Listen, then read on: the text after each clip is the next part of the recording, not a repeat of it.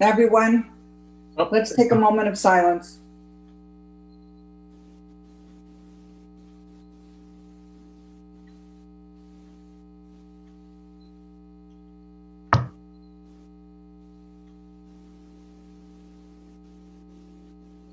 Thank you. I wish that all of us have a good year. This is the Holy Week of the Jewish religion. It's the Jewish New Year, and next week is the Day of Atonement. And hopefully we're all praying for a very healthy New Year. Meeting announcement. This meeting is being held in accordance with the Open Public Meetings Law, duly announced, advertised, and posted in the municipal building. So I have two very important messages. Mayor, you Yes. might want to wait. We lost it again. Now we got. Oh, it's still not on television? Well, it was, and now we have Stop and Shop senior shopping hours showing up there. Oh, that includes only some of us on the What time are they? Mike, is the feed going out via YouTube though? No, we're having a technical issue. It's being worked on now. Oh, we're somewhat back.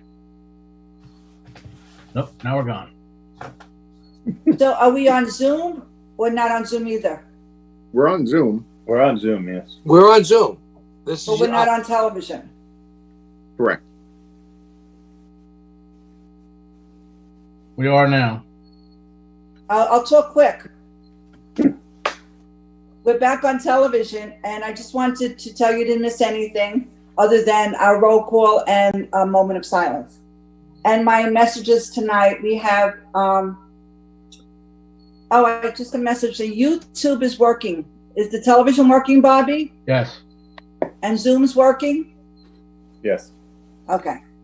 So my very important messages tonight. There's still time to submit your census form. Your input affects our federal funding and the number of representatives in Congress.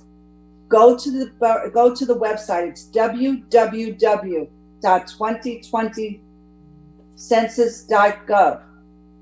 I repeat the website, www.20census.gov, and it is totally private. All of your privacy is secured.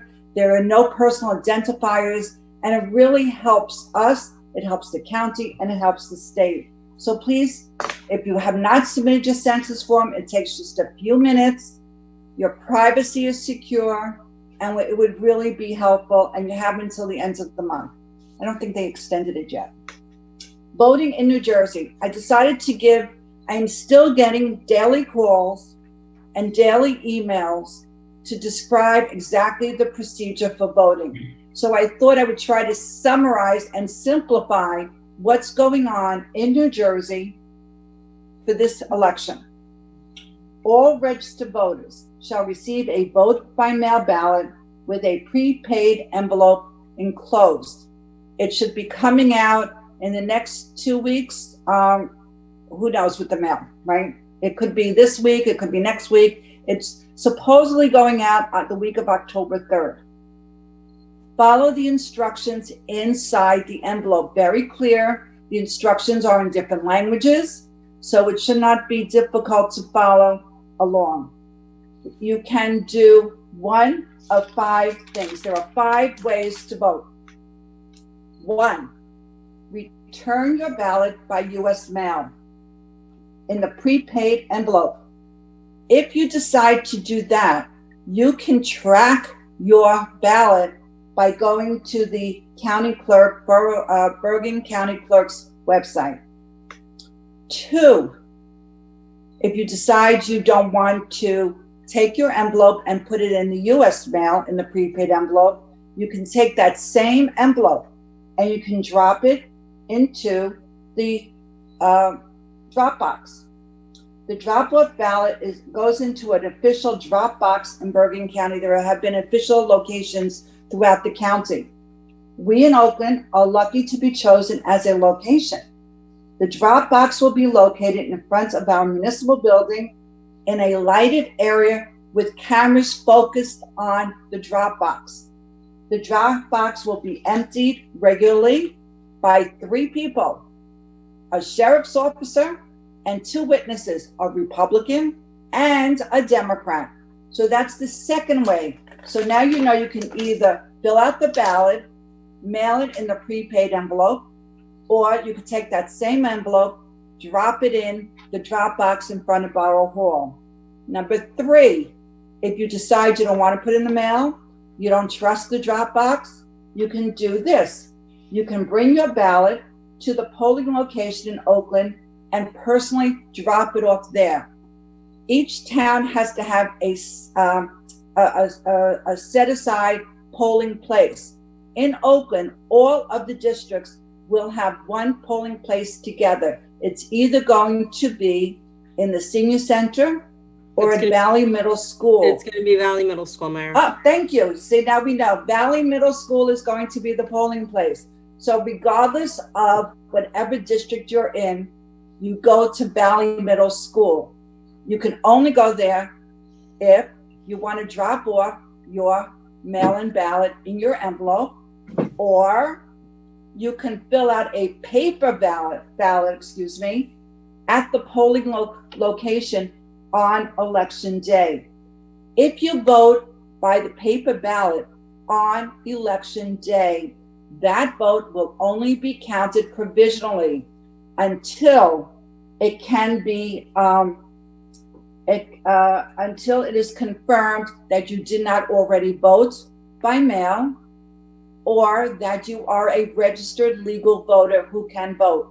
So if you decide you want to fill out the paper ballot at the polling location, it's only going to be provisionally until your vote is confirmed to be legal.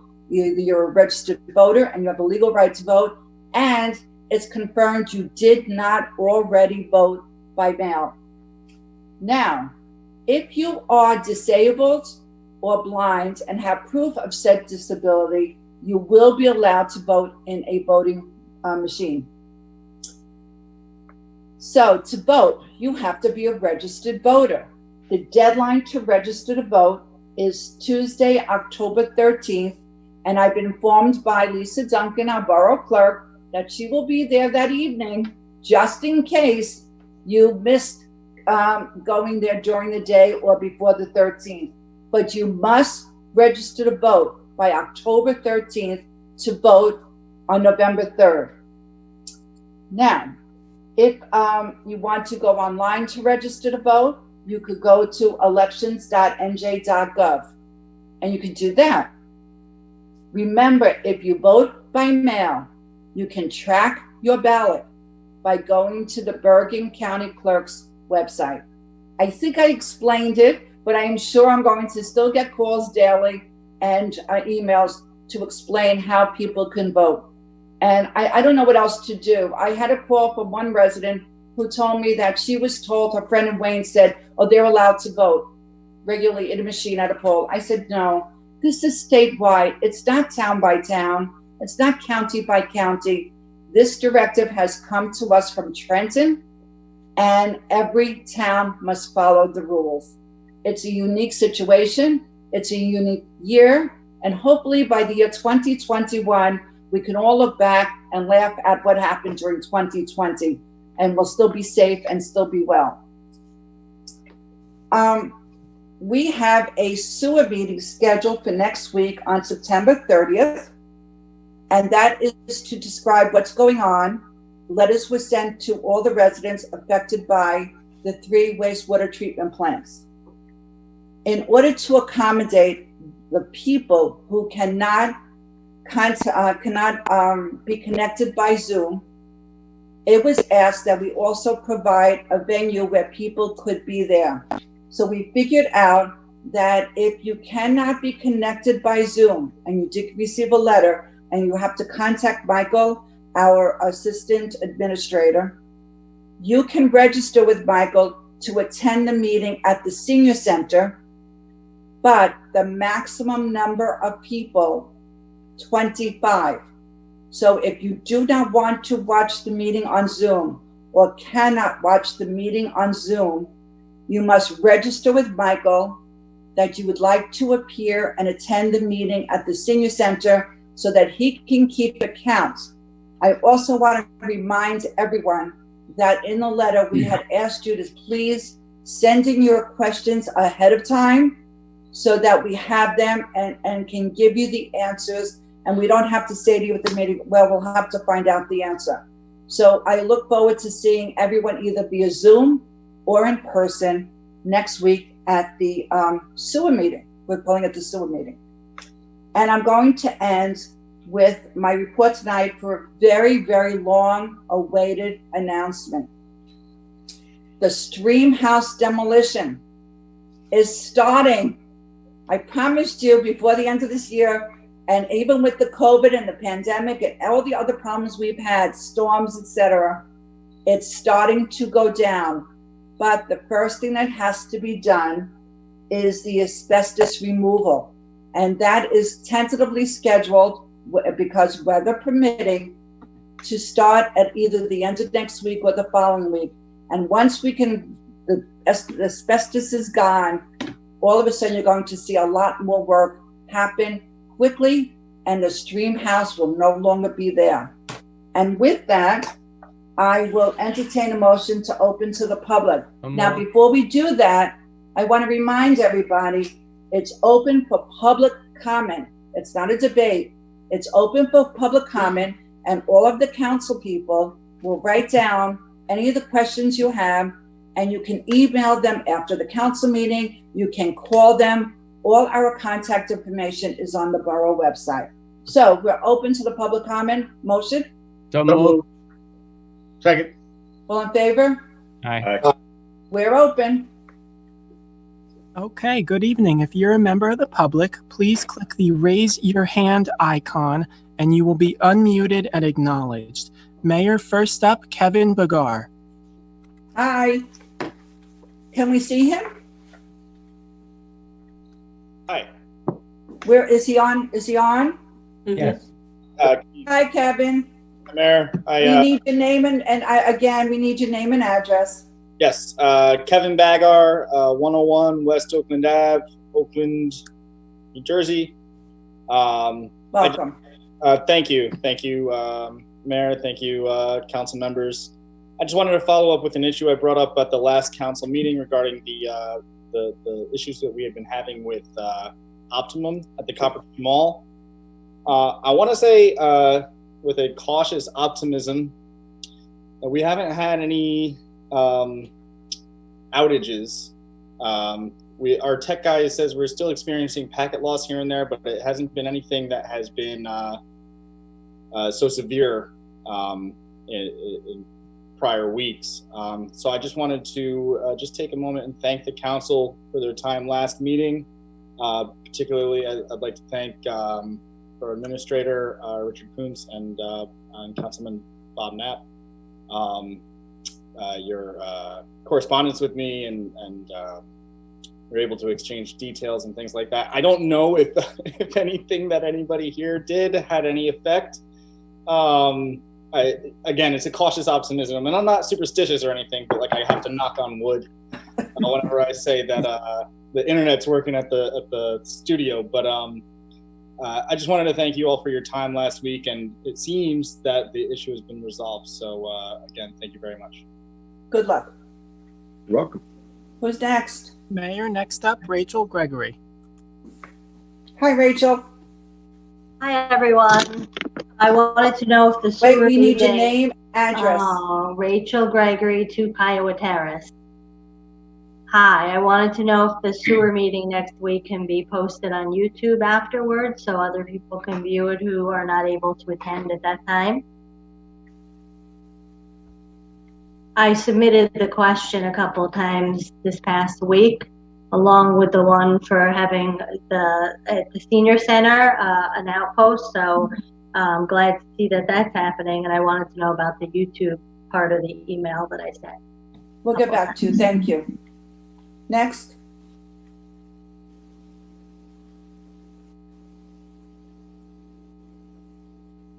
Anyone else? Mayor, I see no one further. Motion to close. Second. All in favor? Aye. Aye. Just for the record, I don't know anything about I guess it's the Communications Commission who has to deal with YouTube. Ryan, I don't know. Yes, that is Yeah. correct. Is that correct? Yes. Yes, ma'am. Mayor, Mike and I will follow up tomorrow on that, okay? Thank you. All right, we have, I don't know where to go first. We have approval of minutes, August 26, 2020. Is there a motion? So moved. Second. Will there be any changes, any additions? No. Roll call. Councilman Bialy. Yes. Councilman Knapp. Yes. Councilman Kamala. Abstain. Councilman Pignatelli. Yes. Councilman Talamini. Yes. Councilman Van Ack. Yes. We have minutes from the September 9th council meeting. Are there any, is there a motion to approve? So So moved. moved. Second. Any changes? Roll call. Councilman Bialy. Yes. Councilman Knapp. Yes.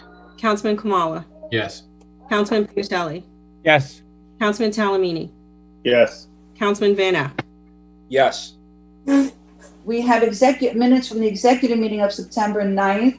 That has to be done, discussed during executive session if there are going to be any changes.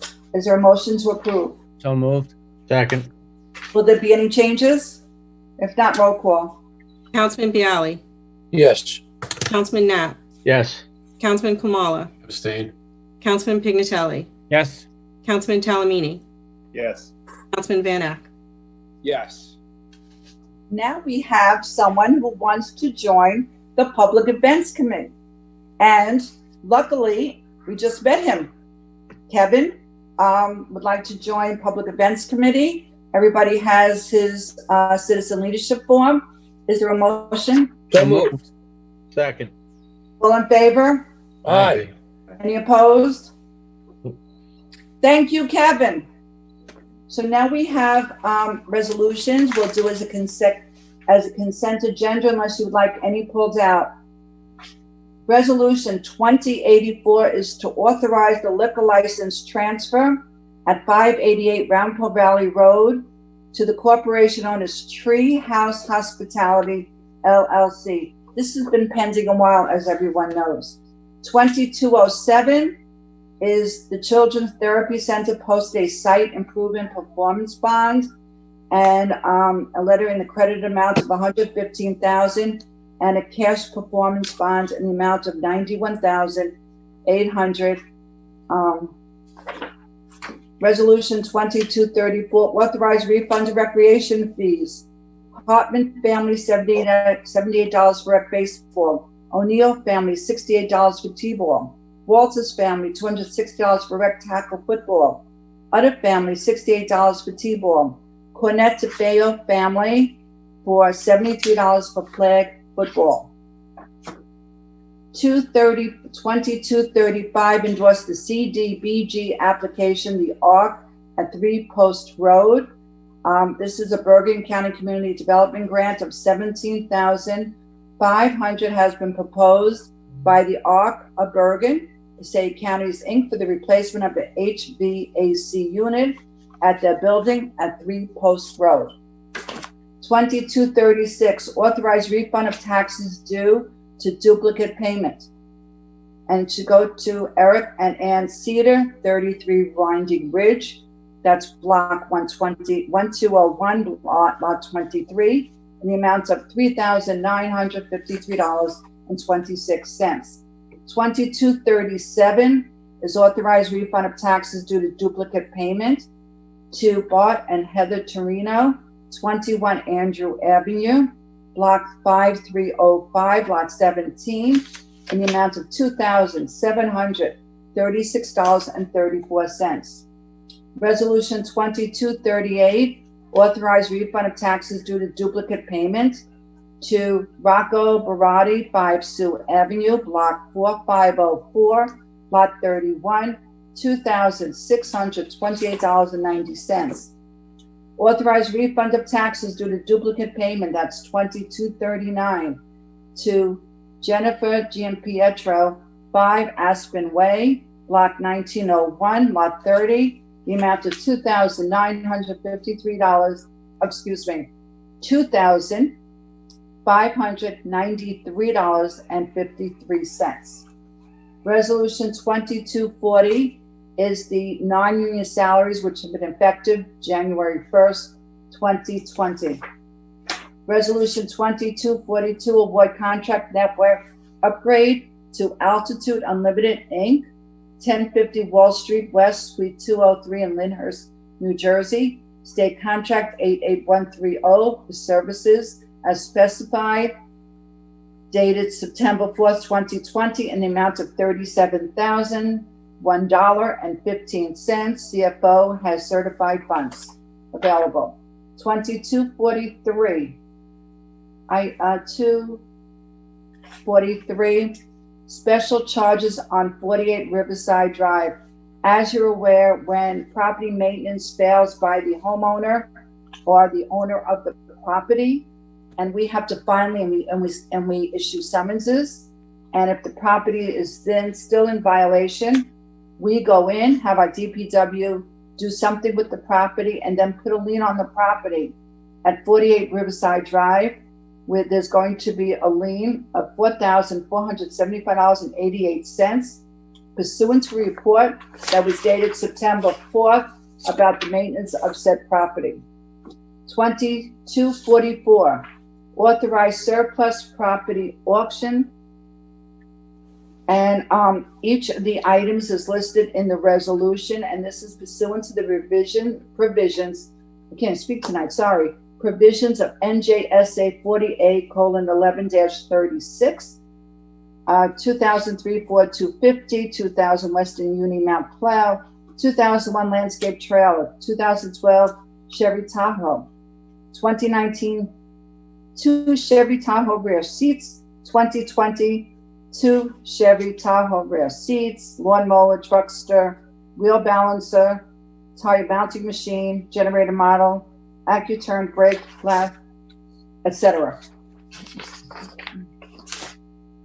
2245, authorized shared services agreement, the Bonfire e-procurement software services.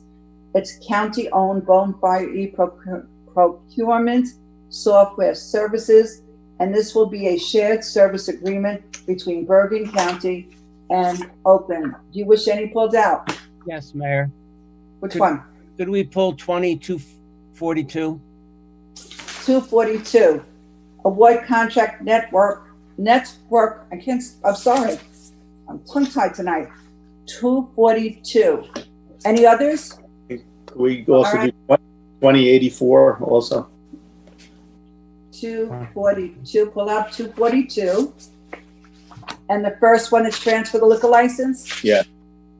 Okay, everybody pull out 2084. Any others? I don't If want not- one.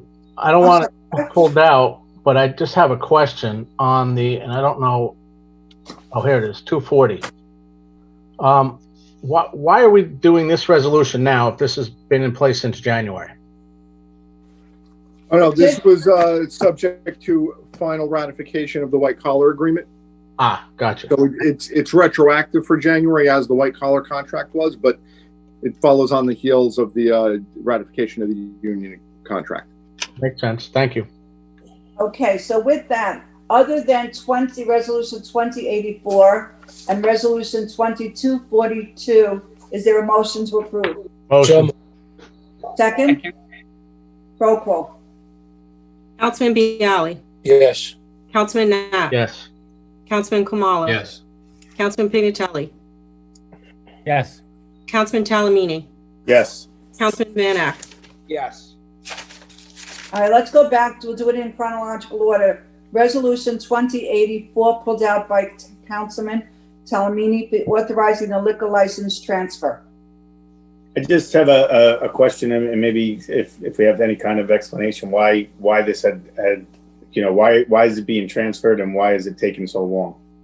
Isn't it the sale? Well, yeah, the restaurant was being sold. It was listed on the agenda back in March, and the attorney for the buyer asked for it to be pulled because they weren't ready to close. There were certain issues being resolved. And so now they're finally ready to close. Oh, so it's just That's a the time. Valley State. Is that the Valley Stables? Yes. Okay, thank you. Didn't you notice that they're finally cleaning up the front of the property, which is good. Any other questions? Is there a motion for resolution 2084 to authorize the liquor license transfer presently in the name of Bistro 202 LLC to the corporation known as Tree House Hospitality LLC? So moved. Second. Roll call. Councilman Bialy. Yes. Councilman Knapp. Yes. Councilman Kamala. Yes. Councilman Pignatelli. Yes. Councilman Talamini.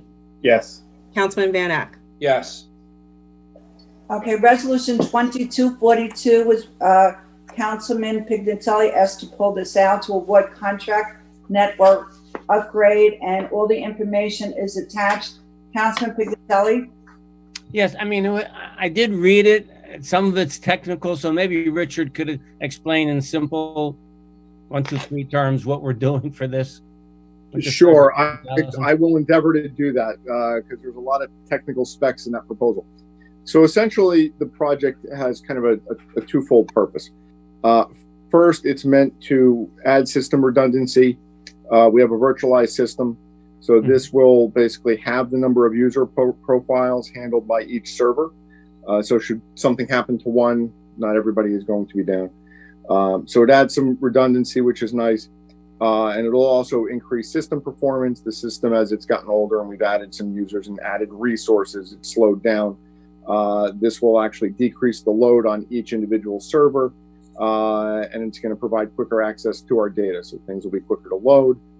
And conversations with Vinny as well, this will better enable the network to take advantage of the higher speeds that will be offered when we complete the fiber ring project as well. So we're coming into the 21st century with the. No, we're keeping up to date with what we need. Richard, will this have any effect on the computers at the police station so they could finally get rid of that tinted glass? No, this has nothing to do with the police department. This is the borough's main network. When are we going to get those done? I'll have to follow up with Keith tomorrow. Because again, the residents, it's just not right to have that glass. We got to do something about that. It's not fair to the residents. I'm okay with the explanation. Just like you like to see who you're talking to on Zoom, people like to see who they're talking to at the police station, especially if they go in with a problem. So please look into that, Richard. Sure. I'll talk with Keith about it at the staff meeting tomorrow. Thank you. Appreciate that. Sure. All right. Is a motion to approve. This is the resolution. So moved. But you need a second. Second. Roll call. Councilman Bialy. Yes. Councilman Knapp. Yes. Councilman Kamala. Yes. Councilman Pignatelli. Yes. Councilman Talamini. Yes. Councilman Van Ack. Yes. This is the introduction only of 20 bond 814 to amend the 2011 sewer capital. Is there a motion to introduce? So moved. Second. Roll call. Councilman Bialy. Yes. Councilman Knapp. Yes. Councilman Kamala. Yes. Councilman Pignatelli. Yes. Councilman Talamini. Yes. Councilman Van Ack.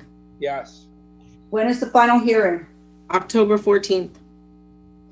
I ask that all of the public interested in reading about this ordinance, please review it before the next council meeting, because at the next council meeting, before we vote on the final adoption, it will be open to the public to discuss this particular ordinance, just as we're doing in the next ordinance.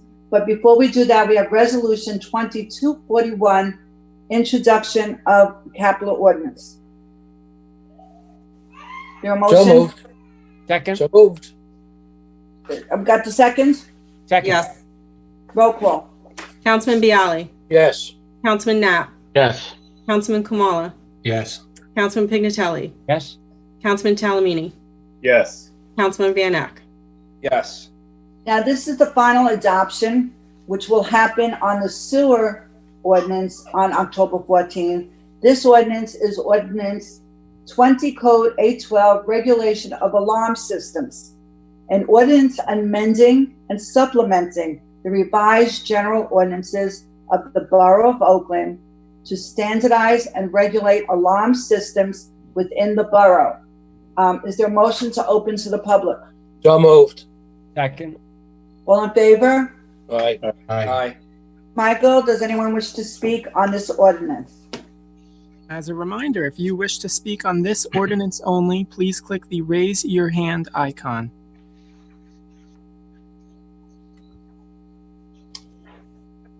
Mayor, no one further. Motion to close. So moved. So moved. Second. All in favor? Aye. Aye. Now we vote on the final adoption of 20 Code 812, regulation of alarm systems in the Borough of Oakland. Roll call. We need a motion in a second. Motion. I thought somebody did. I'm sorry. Second. Okay. Roll call. Councilman Bialy. Yes. Councilman Knapp. Yes. Councilman Kamala. Yes. Councilman Pignatelli. Yes. Councilman Talamini. Yes. Councilman Bannock. Yes. Okay, you're on, Mr. Kunz. Work session agenda items, amend salary ordinance. Hey, right. So the first item we have tonight is a draft revision to the salary ordinance. Just as a little bit of background, all of the salaries that we pay have to be authorized, not the specific salaries, but salary ranges, minimums and maximums have to be authorized by ordinance. And typically we update that when necessary, usually after ratification of labor agreements, which is what's triggering this for the most part. So we can make sure that the ordinance comports with the contracts that you've authorized with the various labor unions. So in large measure, that's what this ordinance would do.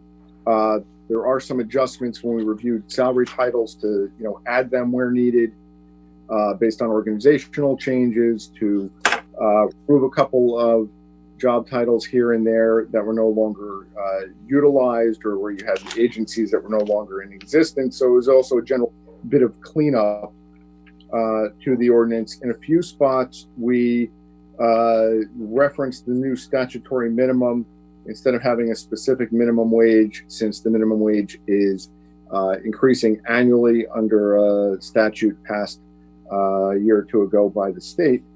And so, subject to, any future action you decide to take, this is really meant to basically cover the full term of the labor agreements that are now in place that run through 2024. So the idea there is that we're going to establish minimums and maximums that'll take us through that period without amendment. The only thing that would require additional changes, for the most part, is if you decided to add somebody to a particular department or create a new position or something like that. Eventually, it would need to be updated. But for the most part, this is meant to kind of carry us through 2024. So I have a question. Me too. Mhm. Why do you have to change the minimums? What if any of these people resign and we hire somebody new? Well, which minimums are you referring to, Mayor? All of them. Well, some minimums you need to just adjust based on equity issues. So you need to make sure that, let's say, the minimum for a clerk 2 is higher than that of a clerk, and that a clerk 3 is higher than that of a clerk 2. So a lot of what you see with those minimums are based on that. A lot of the other minimums that are changing were due to the negotiations that were carried out with the unions, specifically the blue collar and white collar unit, because those Right. salary ranges are adjusting accordingly. I don't have a problem with the maximum, but a clerk 1, 2, and 3. So why would we raise the minimum if all of a sudden clerk 1 leaves and we have to hire a new clerk? Yeah, you're not going to, well, let's take that in particular, right? So it sets a minimum of $30,000 for a clerk 1. The minimum in the labor agreement itself is $27,000. So the minimum that was there prior, was actually below what was specified in the contract.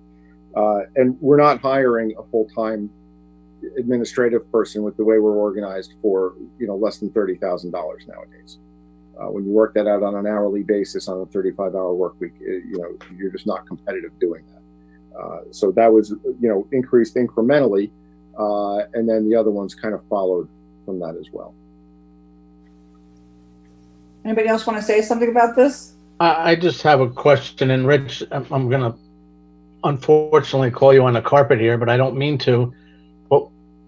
all of these seem to jump $5,000, except for a couple that do 10, but the administrator jumps 20.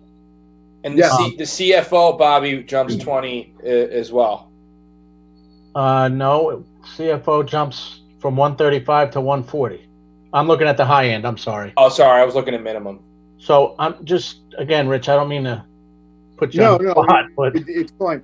So right. So with a lot of these that weren't union salaries, I actually kind of extrapolated out for 5 years to see where they landed, and then I rounded up to the nearest $5,000. Okay, so again, you're not going to be paying me $195,000 5 years from now.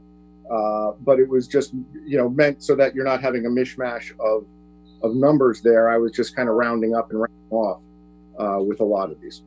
Okay, so this is a 5-year slide.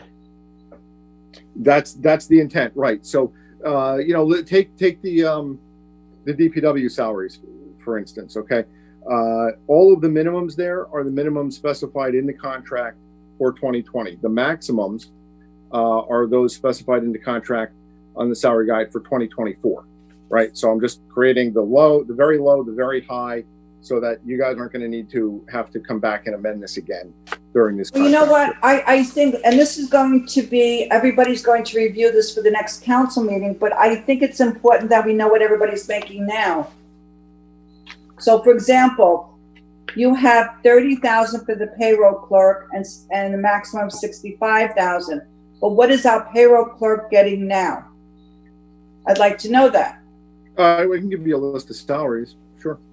So can you do that for the next meeting? I mean, that is easier for us, and I think it's more accurate for us to compare that way than just getting these numbers. Yeah, Mayor, I'd like to expand on that. Rich, if you can add 2 columns, in between the minimum and the maximum, the current person that holds that rank, we don't need their name, but just how much that person's making. Right, that's what I'm asking.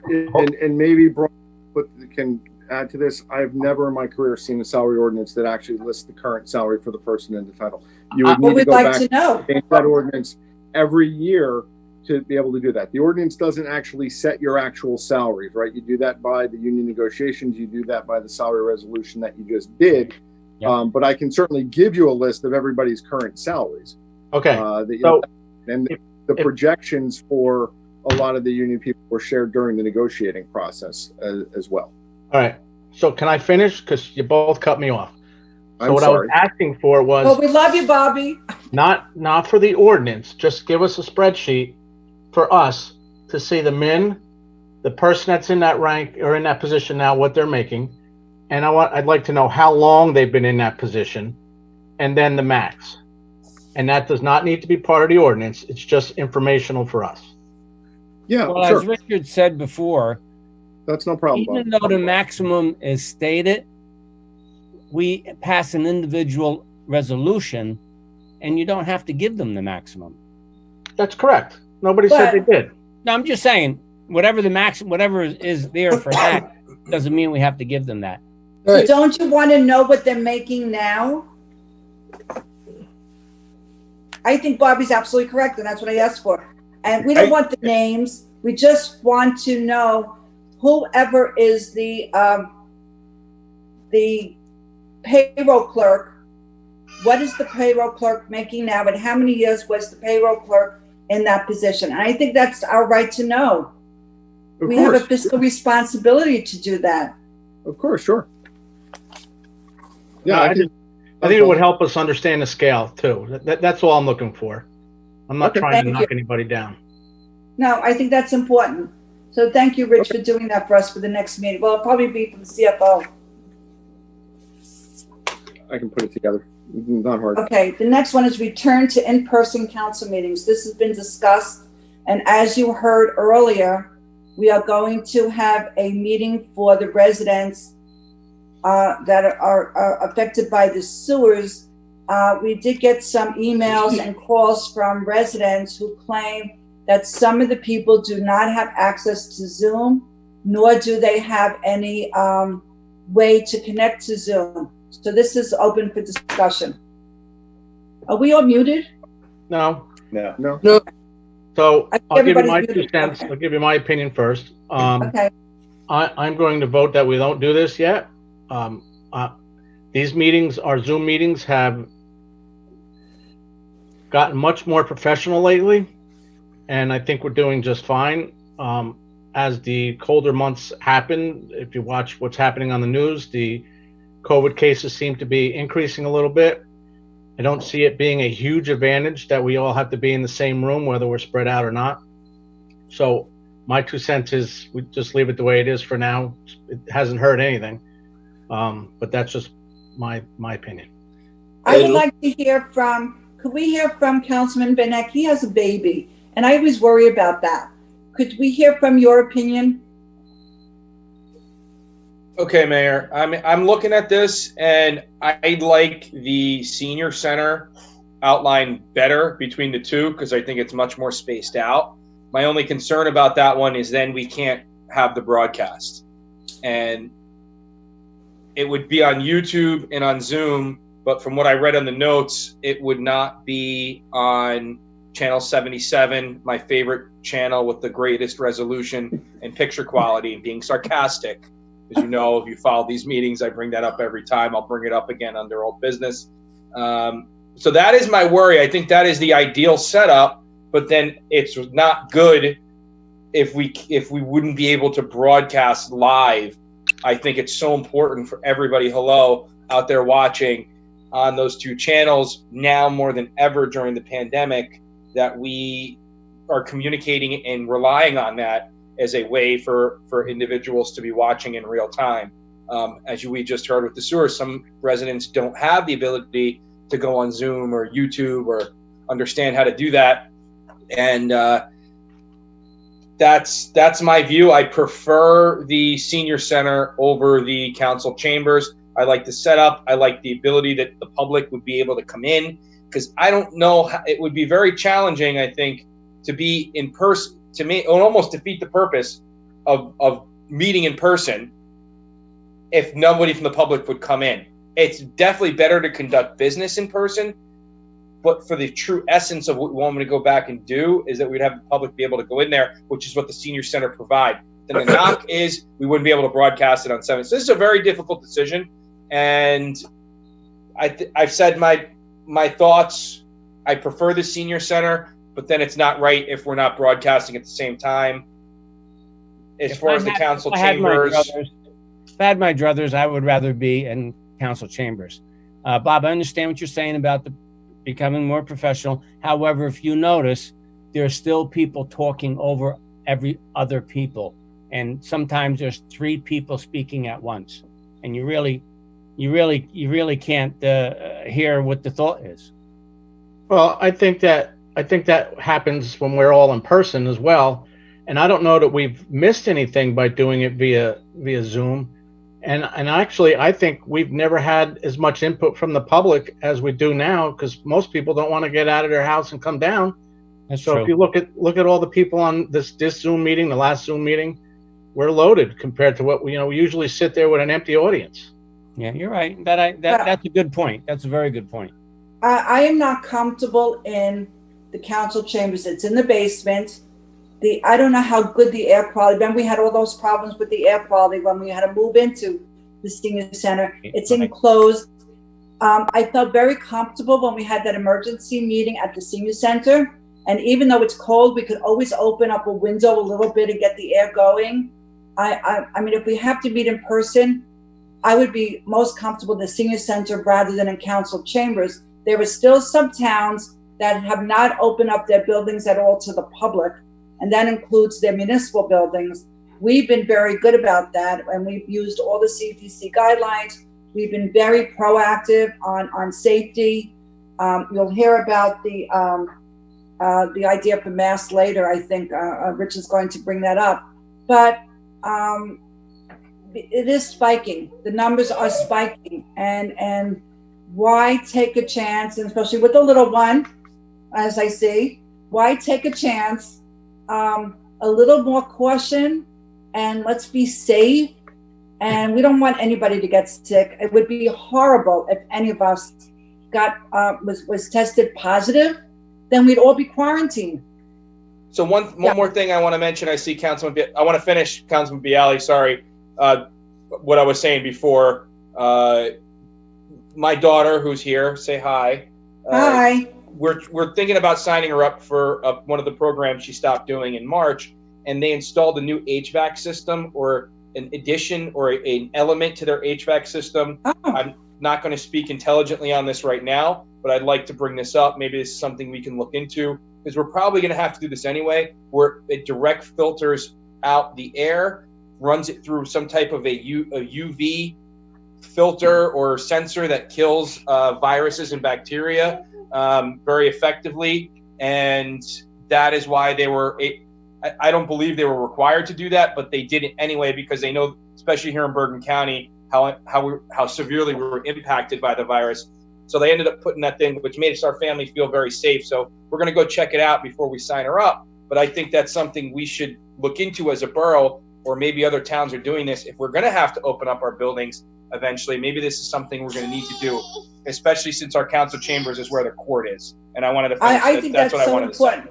Do you know that the courts, I have not been in court. Even the courthouse, the big courthouse in the counties, are not open to the public yet. They're starting a little bit. I have not been in municipal court at all. They said the earliest they're anticipating us ever going into a municipal court, even for one case, the earliest will be starting in 2021, possibly in the spring. So I would rather be safe and be cautious now. Maybe Councilman Van Ecken finds out about that HVA system that is supposed to be so good, and that, listen, if you're willing to send your daughter there, I'm sure you're going to check it out and give us. We're going to check it out first, but that was the explanation we got, and it's something I wanted to look into for us as well. Bring that up to Rich, and is it nearby that someone safety. Is it nearby that someone from the town can go look at it, professional? It's a little gym in Waldwick. I'm sure a lot of people take their kids there. Yeah. So maybe one of our engineers, maybe John Yakimic. Do you know anything about these HVAC systems?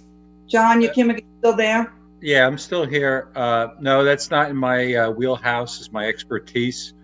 We have limited expertise at Boswell on this. So I think Rich, maybe we could give Rich some names and some ideas on their HVAC engineers that do all the buildings, but we have limited knowledge on it. I'll be honest with you.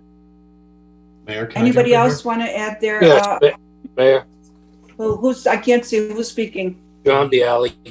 Hi, John. Yes, I want to concur and agree with what Bobby said. I think we're coming into a different mode of atmosphere right now with the winter months, with the colder months, and the heating systems. And I was going to talk about this. Most heating systems are recirculatory heating systems. So it's taking the air that's in the room that's already heated up and reheating it again. So if any viruses get into that air, they're not being pushed out of the building. They're being recirculated again, and they're going into different parts of the building. So until we resolve that, and until we find out what the winter and fall months are going to do to the virus, because as the mayor said, we're seeing spikes across the country right now with the turnover of the air. It's becoming cooler. Heating systems are coming on. And I hate to admit it, but some of us, and I could count a couple, 3, 4 of us at least, are in the high risk area. Thank you. And, I have a new baby coming into my family pretty soon. My grandson or daughter is going to be born. And I'd really rather not take the chance right now. So I think what we should do, and obviously if we're going to do this, I think the senior center presents a very good venue for that. But right now, I think what we're doing right now, and as Bobby indicated, I think we're about 100% better than the first couple of meetings we had when it was complete shamble as far as the Zoom goes. But I think we're doing pretty good in the last couple of meetings. And the other thing too with the public, like I said, is if we do it in the senior center and we are all spread out, we still can only allow 15 people from the public in. There's 12 on this meeting. There's 12 public people on the meeting right now. If there might even be more, I'm sorry. There is more. So, there's over 15. So if it's a post-event meeting, we're going to jam that. People are going to want to come, and they're not going to be able to. First 15, and then we got to close the doors. I just think you have a better opportunity for the public to get on this because it's unlimited. We can get the whole town on this meeting. Councilman Talamini, you're in the electrical business. Have you had any experience with any of this? Well, I mean, a bunch of schools have been putting in new HVAC systems. Not filters. Maybe not new whole systems, but filters and stuff like that. But my only thing is, I mean, it seems like we're burying our head in the sand. Eventually, we're going to have to meet in person. I mean, a meeting it's called a meeting because you meet people there. I think we belong together. You'll get more done together, and I understand everyone's worries and concerns, and I wouldn't want to push anyone into something that they would be afraid of. But I just think the sooner we get into meet in person, the more interaction we'll have between each other. You'll be able to have conversations and just talk about other things, and then you'll be able to get more done because you're there talking with the person. It's just easier. I mean, definitely our meetings are running better, and sure, more people are you're saying they're participating in the meeting. It's there's a lot of people that are just watching because they can, not because they're interested in doing anything. I mean, we might have had all these people watching 77. You just don't know that. Just because their name's listed on the thing doesn't mean they're actively participating. But the more participation, the better, of course. So I'm fine with whatever the council decides. But I really do think the sooner we meet in person, the better off it is for everyone, the town, us. It just I mean, I'm at work every day. I'm sort of beyond the worry of it, and I wear my mask everywhere I go. But so wearing my mask at another meeting isn't going to change anything. I think so we'd have wear to your mask at a meeting. It's hard to understand people as they speak with the mask on. Sure. And there are three of us, as Councilman Bialy stated, that are in the high risk category. I'm not going to talk about ages. I'm not going to talk about anybody's health situation, but I'm nervous about sitting close to other people. I go to outdoor dining. My husband and I do go to outdoor dining, and we're very comfortable with that. I don't think I would go into a movie house. I am not ready, sitting in a movie theater with other people. And that's how I feel like in the council chambers. I think we're all closed in. And I think I would like to just wait a little bit because there is a spike. They added 3 more states to the quarantine. I can't see my sons or my grandchildren. They're all in quarantine states.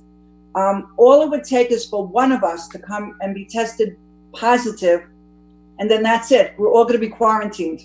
So then we're back on Zoom. So why not wait a little bit and stay on Zoom until we see what's happening? Yes. Pat, your hand has been up. It's been up. I think this decision, I think, would have to be unanimous. Yes. If there are 2 people or 1, 2, 3 people that are afraid to go back, I think we should honor their fears because John has a new baby coming in. Grant has a new baby. I have a 4-year-old granddaughter I babysit twice a week. So I think we would have to be unanimous so that we would consider everybody's feelings. Eric, you have your hand up? Yeah, I'm here, Mayor. I got to tell you, I'm like I said, my daughter started school on the 8th. My high school is starting on the 24th, which is tomorrow. There's a point where we have to get back to normal. And as Russ said, we can't keep our head in the sand on this thing. I agree with the senior center building. And John, correct me if I'm wrong, or Rich, didn't we just do a whole bunch of work for the HVAC system within the last year or 2? Not there. No, we did the fire suppression system. All right, so it wasn't the HVAC. Okay, I mean, I think the other thing, I think one of the other issues was we did a new AC unit not too long ago. Maybe that's what you're thinking of. We did replace an HVAC unit there. But I think we're finished with air conditioning. Rich, we should have the circulation system looked at to make sure that what we're doing with the circulation of the air is that we're adding a lot of outside air rather than just recirculating the old air. Are the Eric didn't finish. And I can share with you some Eric good didn't finish. major contractors who do that. Councilman Bialy, Councilman Yes. Kamal didn't finish. Are the seniors meeting at the senior center right now? No, starting in October, they're going to move back to doing some inside programs in a limited way. So they're going to be starting in October. Okay. Are there Yeah, any issues with them going back? some things. What's that? Are there any issues, health and safety issues they're worried about? Well, you know what? It's a lot of protocol. So for certain things, it'll be a minimum of 6 foot distance. For certain exercise classes, it's going to be 200 square feet per person. Temperature checks, logins for everything. A lot of mask wearing. So, a lot of, precautions, all in accordance with the CDC guidelines and the Department of Health guidelines that have been put out. And when we go back into in person, we're going to do temperature checks. Who wants to do that? Okay, I'll do it. So, Mayor, let me ask you a question. You said you have a water sewer meeting that's taking place down at the senior center. What day is that? 25 max. Okay, so you have 25. It's not a meeting at the senior center. It's a viewing, right? And that's why the public. No, the people, not everybody can come in. Right. Okay, So it's 25. Basically, 25 people can view the Zoom meeting at the senior center. Right. We're going to broadcast it on the projection screen. But there will be 25 people in the building, correct? Up to 25, correct? Okay. Correct. So we're not going to be there. We're not going to be. Yeah. Oh, I'm We're going to be on confused. Zoom. Wait a minute, I'm confused. No, you're So right. we're going to be Zoom. home on Zoom. Right. Correct. So I think we have to tell that to the public because I misunderstood. So anybody who wants to attend the sewer meeting, everybody's going to be on Zoom, but just those 25 people less than 25 because who's going to be handling the Zoom? No, it can be 25 people seated watching the Zoom meeting. Okay. So those that are on the sewer utility that may not have internet access, they can register to watch it at the senior center. Oh, so I good. So I don't have to go. I'm going to be home on my own Zoom. Correct. Got it. Correct. Yeah. So oops, sorry, it just fell. I thought you fell.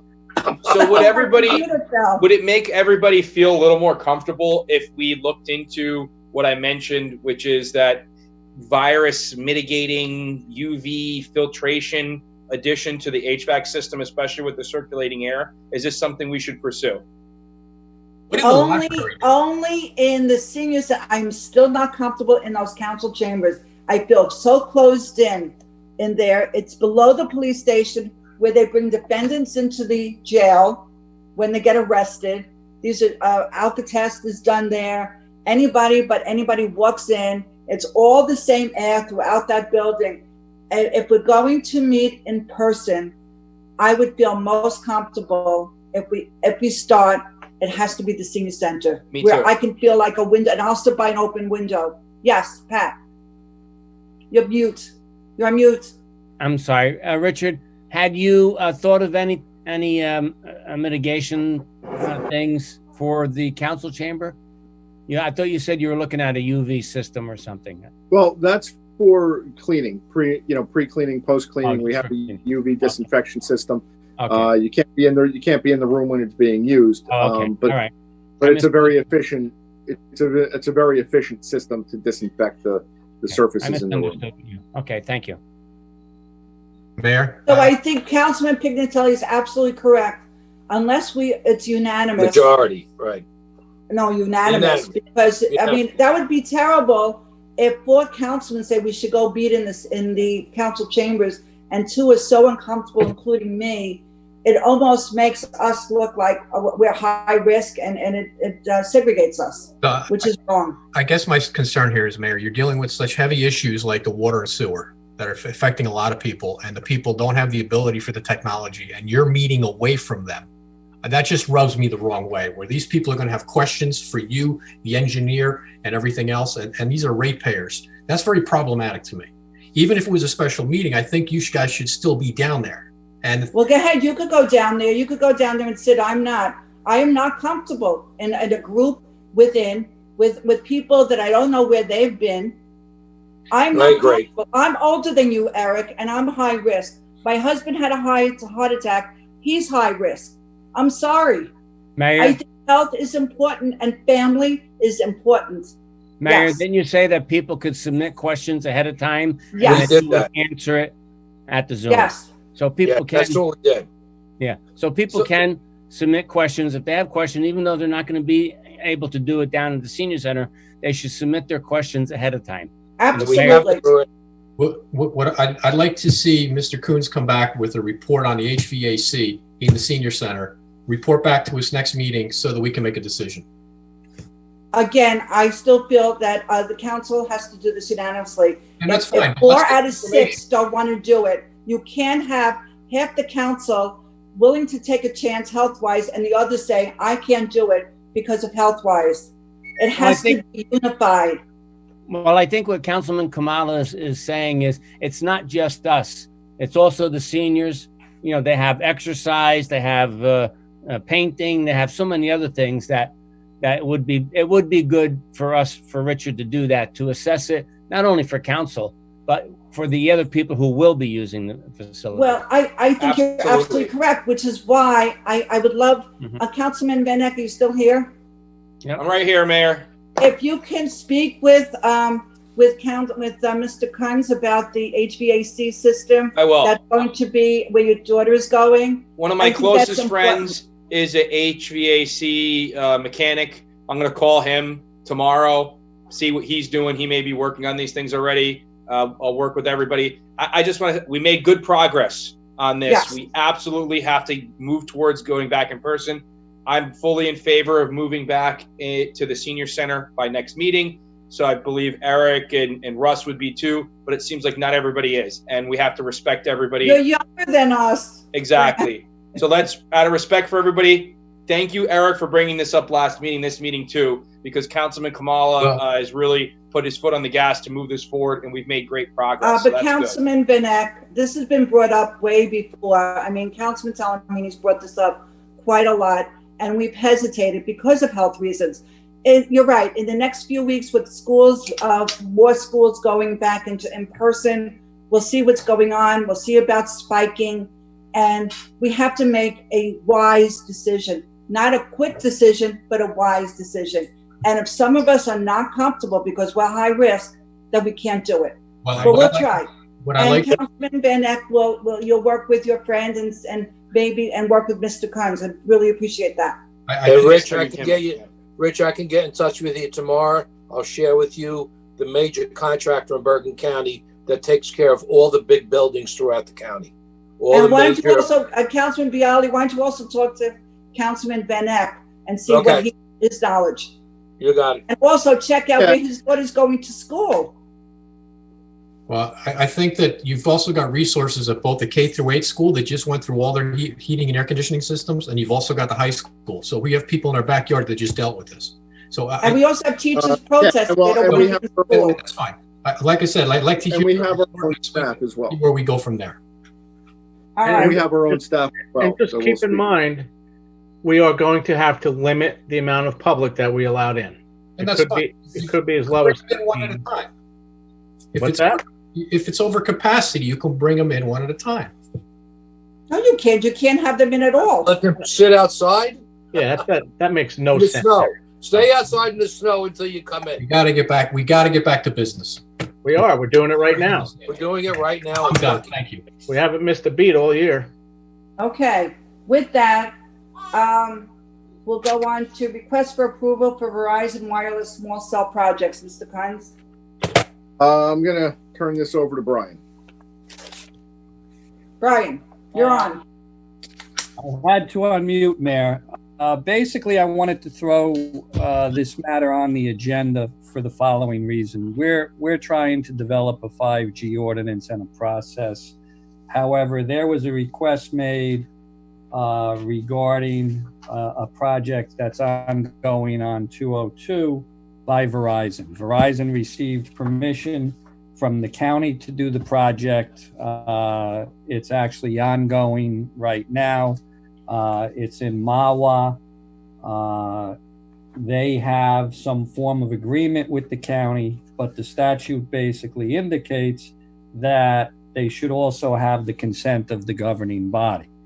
I believe that consent should be done by resolution. The statute is clear. There are no cases under the statute, but since it's within the county right away, the county basically controls it. Under the current FCC regulations, I do not see an ability by the borough to deny the request. I just wanted to bring it to the mayor and council's attention.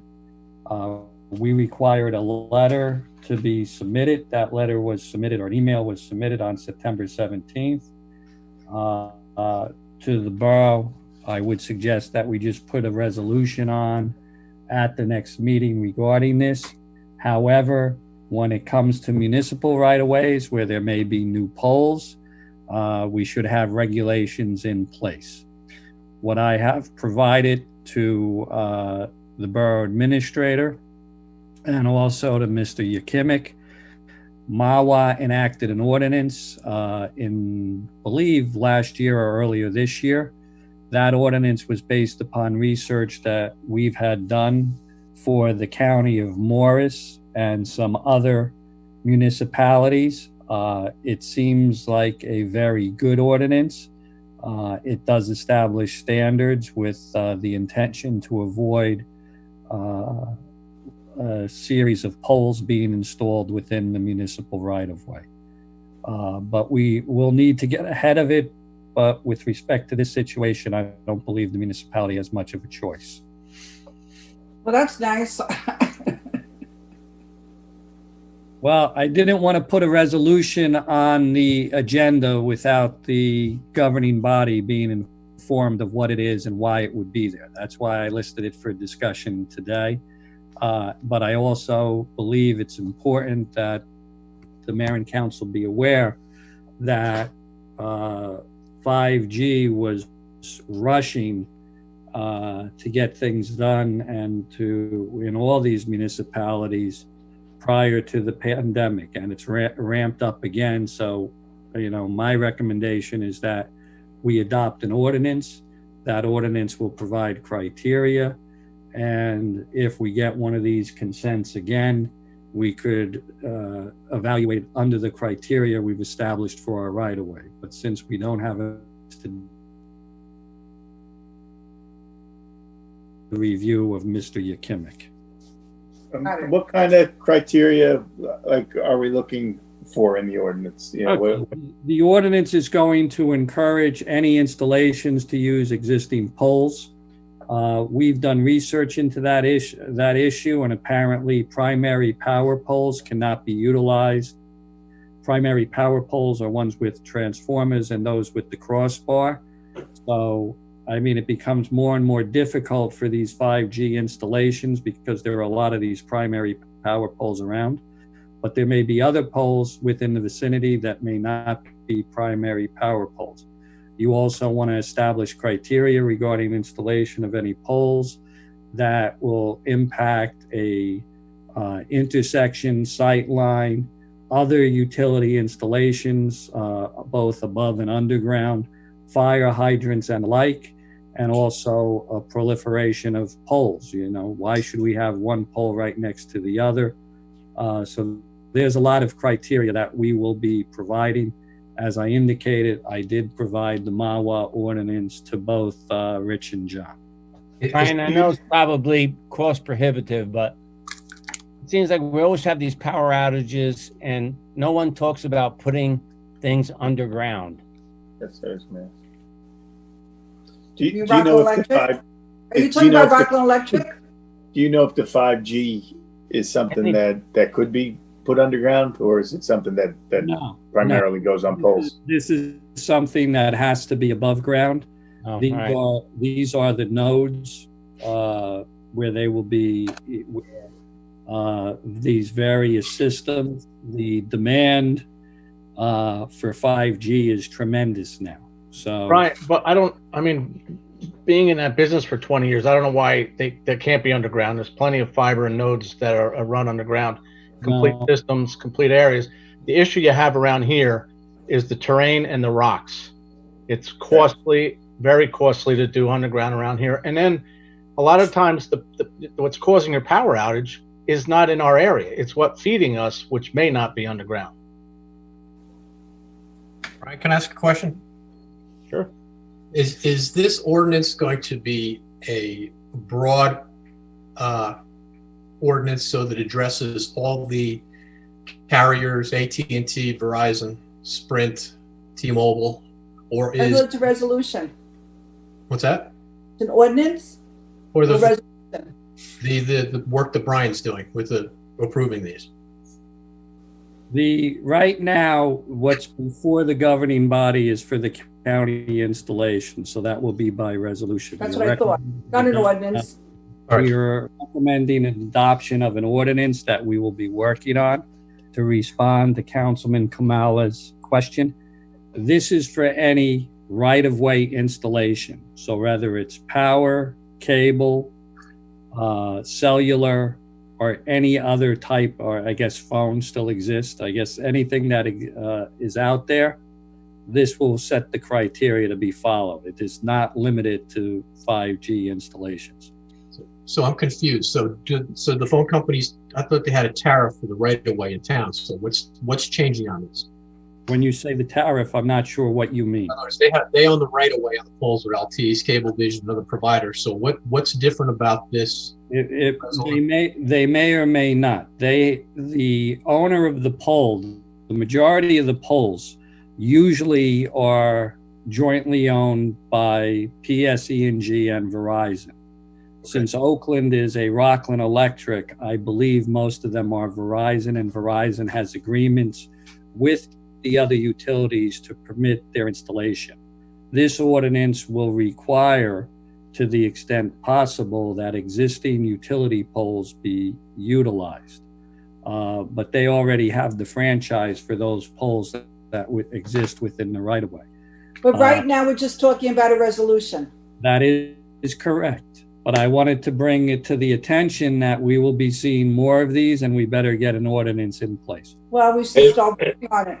And Brian, just to set the record straight, I deal with most of the utility companies, and in the PSE&G area, all the utility poles are owned by PSE&G, and they have agreements with Verizon and Optimum to use their poles. And it's all, when you go and ask somebody to move something, you have to get permission from PSE&G, and I'm sure the same thing is included in the northern area where Orange Rockland owns all the poles. Yeah. And then there are agreements with them and the communication companies on the use of the poles. I have a problem. We have a political message on the Zoom board. That person should be kicked off. A what? We have a political message on the Zoom board. I recommend that person be kicked off. It is. Where's their political message? Yes, it was on. It was on. Yeah, it was there. He's gone. What was it? Really? I didn't see it. Somebody just did a. They posted a picture of a campaign sign.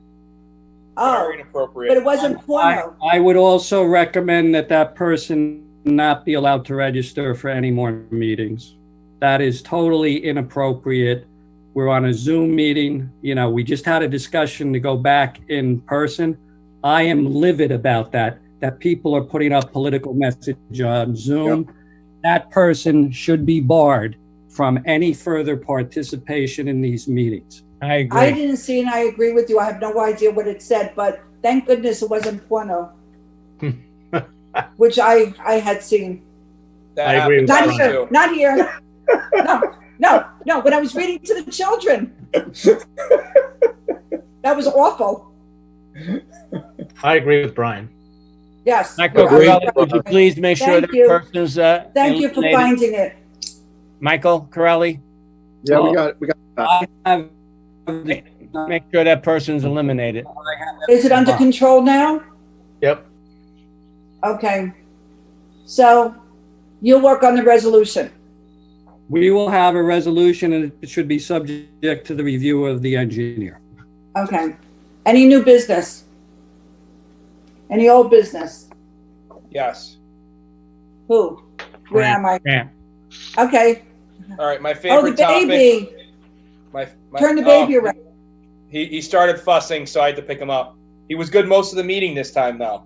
I tried to time the bottle and the nap appropriately. I was better. I'm learning. We didn't hear a word.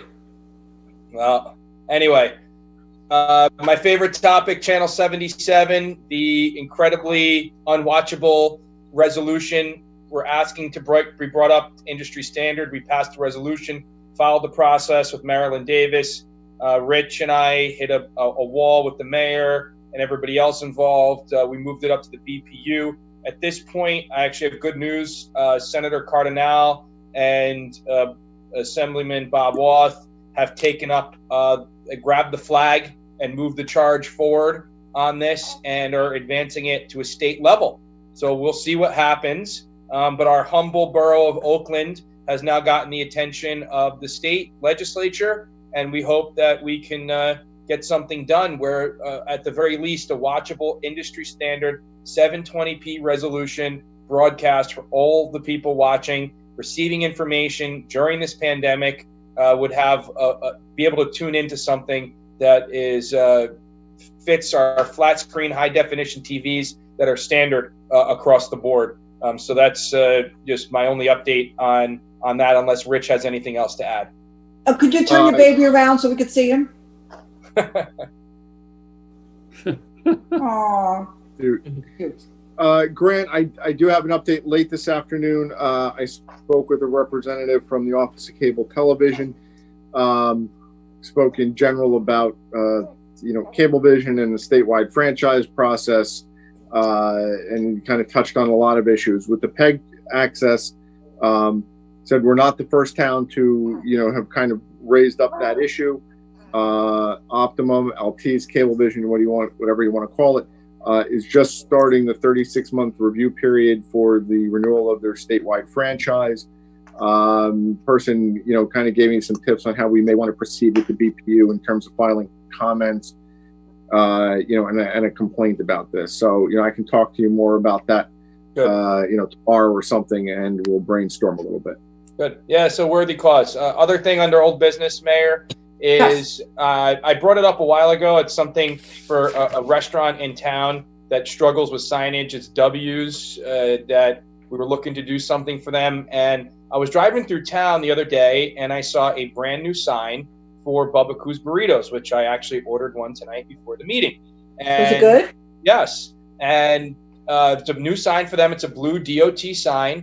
And I knew it's a new sign because, one, I know pretty observant and notice most things. And two, it wasn't beat to what, as most signs on the side of a road are. So I reached out to Rich and to Mr. Yerkimic about this and tried to learn a little bit about the process. And I believe it's something, and I'm going to ask Mr. Yerkimic to talk a little bit about this. We could possibly send out to all our restaurants and encourage them, because there's room on that particular sign. And I love to order takeout from Yuki, and we like the Froyo place in that Copper Tree Plaza, that maybe they want to get their businesses on there, and the sign's on 287. But it's just an idea that I wanted to bring up and ask Mr. Yerkimic to maybe talk a little bit more about how a restaurant or a business would get on one of those 287 signs. Or those signs that they, you mean the state signs that they advertise? State sign on 202, yeah. Don't they have to pay for that?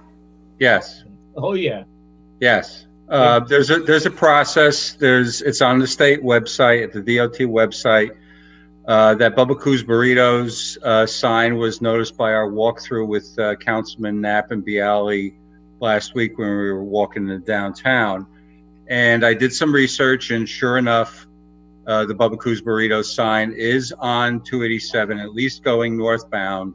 And W's could just very simply go on the website. There's a lot of empty space on the blue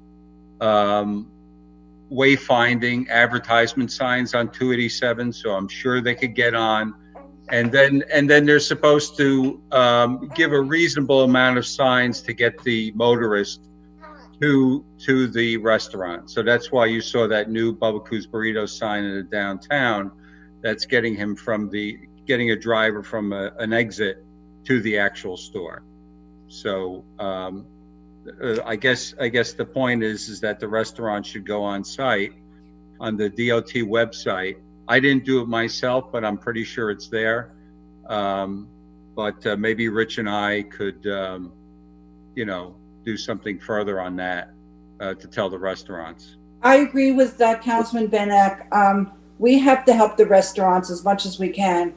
Once the weather gets really cold and people are not going to sit outside to eat, with the 25% capacity, we're going to lose restaurants in town.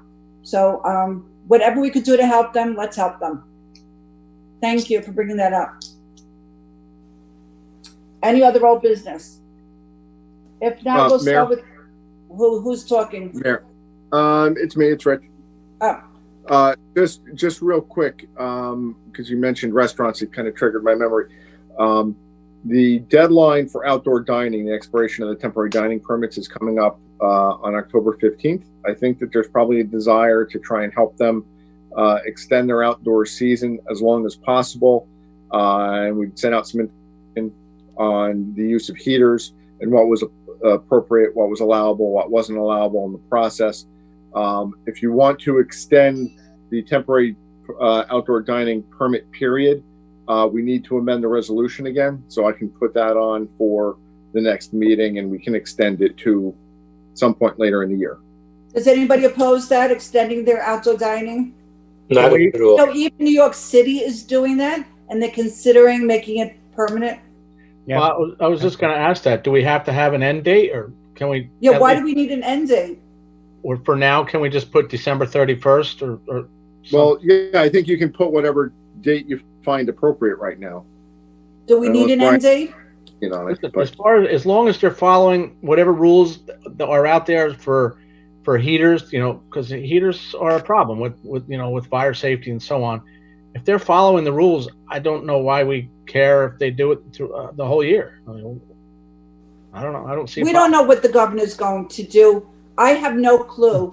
I wish I had a crystal ball when the virus is going away, when we could all be back to normal, when we could eat inside the restaurants without being nervous.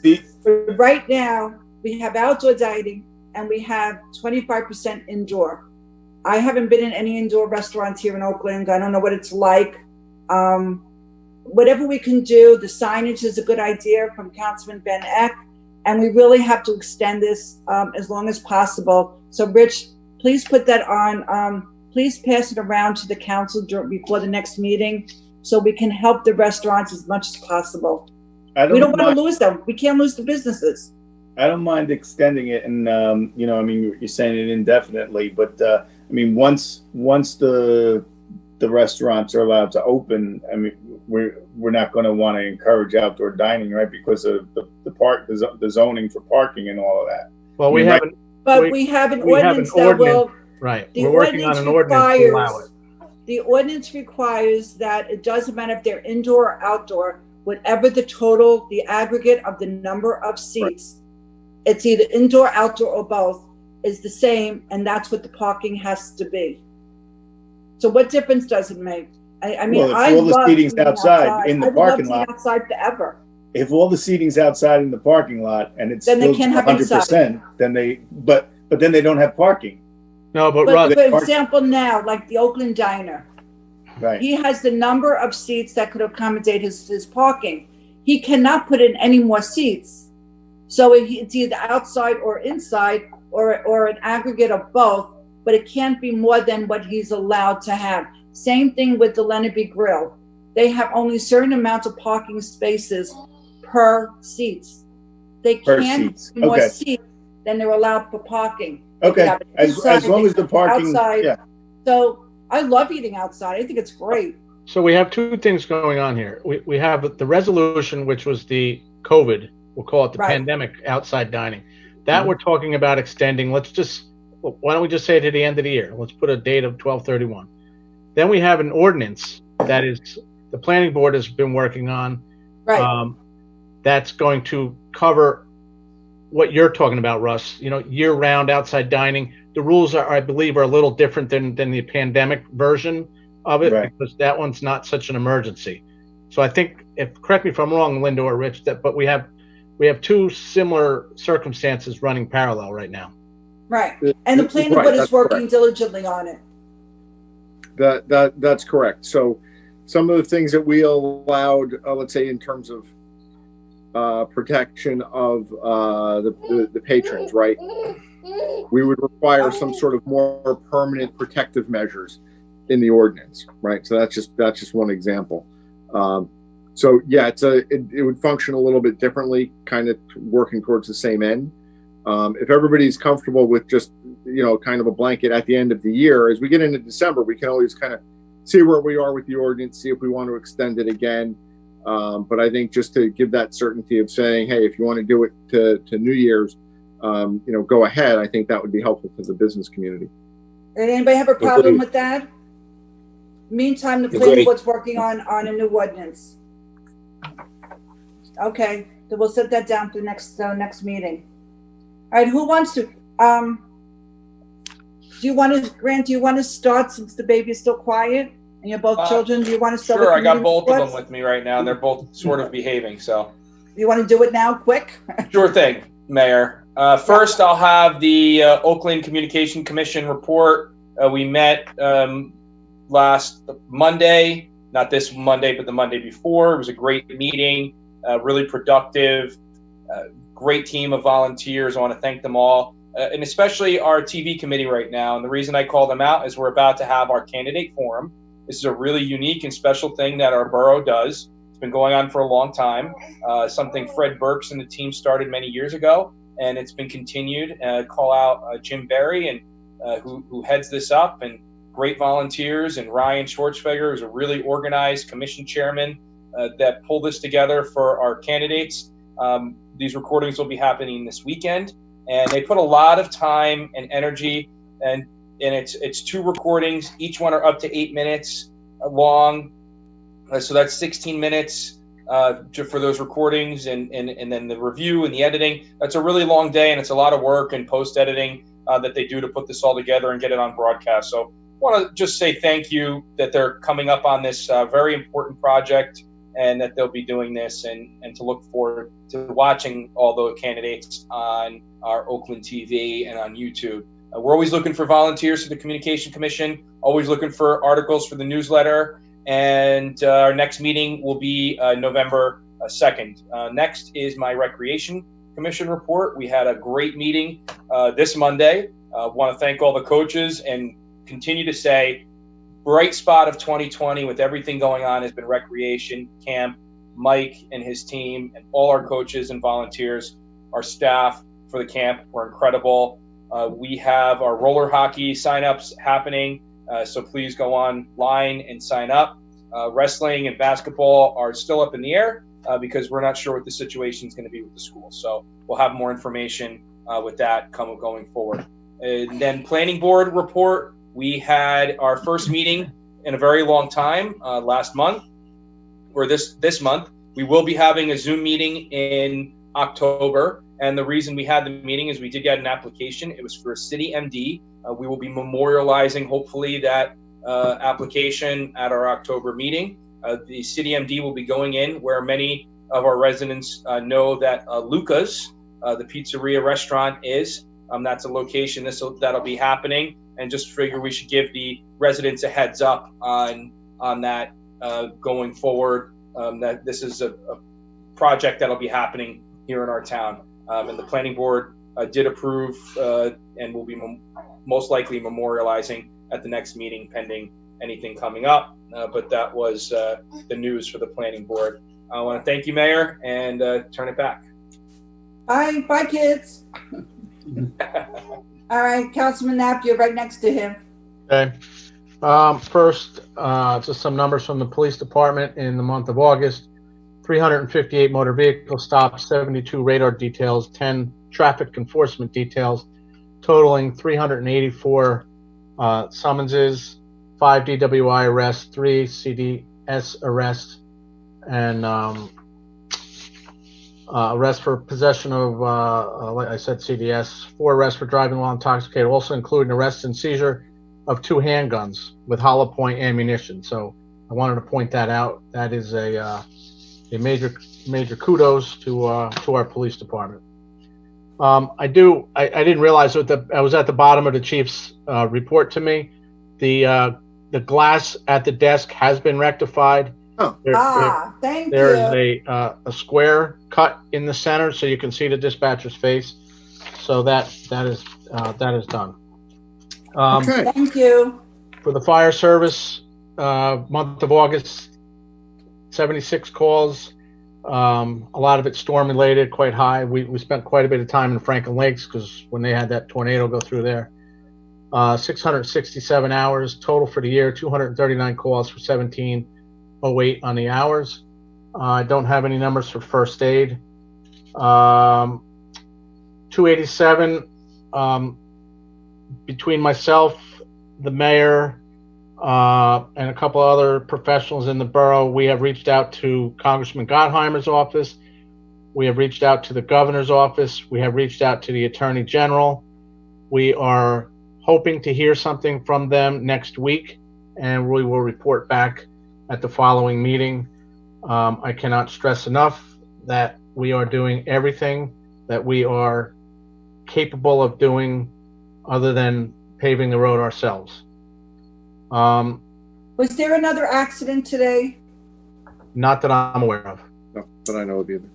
Someone said they thought there was an accident on 287 this morning. Okay. John, you touched on it a little bit. Myself as public safety, Councilman Bialy as DPW, Rich, John Ukimic as the engineer. Was there anyone else? Steve Lyden. Oh, Steve Lyden as the borough planner. Yep. We walked 202 north and southbound from the exit of Valley School up to Walgreens north, and then we came back south to the same area. We are applying for a TAP grant, which is Transportation Alternative Program grant, and we have to lay out what the grant would be specified for. So that was the initial reason for the walk. During that time, we noticed a lot of things that we are going to start cleaning up. Excessive signs that aren't required any longer. There are sign posts and poles that have been in the sidewalk in the center of town since the 70s that we're going to have removed. Quite a bit of things that I believe the residents are going to finally start seeing something happening. It's not going to be a lot. It's not going to be the save all, but it's a step in the right direction. And if we do are lucky enough to get the TAP grant, then we're talking sidewalk improvements, a lot of aesthetic improvements, plantings, and so on. So right now, little steps. What trees and branches are out there in front of Dunkin' Donuts area, in front of Staples, all that, we're going to have them trimmed. We're going to have some signs removed that don't need to be there anymore. We're going to start cleaning it up. So you will start seeing somewhat of a difference. And lastly, Great Oak Park. Really, the only report I have is the dog park is progressing. They're working on tree work and doing that type of work there. And the entry road behind Portobello's and the parking lot are scheduled to be paved with this year's road program, which should be within the next couple of weeks. Correct, Rich? Yeah, and John, you may have an update, but the anticipated end date for the program this year was about October 15th, if memory serves. Yeah, that's correct. DPW started some work there. They shaved some of the vegetation that was encroaching on the road there. So you're going to be starting to see activity in the next couple of weeks. Guide rail is going to be going up. So I didn't mean to step on your report, Councilman. No, it's good. It's good information. Yeah. That's all I have, Mayor. Thank you. All right, I'm going as I see the people. Councilman Talamini. Yes. With the library. The square, you know what it is? Sorry, the squares keep changing Yes. locations. The library and the senior center are partnering up to provide home delivery of library materials to seniors who can't or don't wish to make the trip to the library.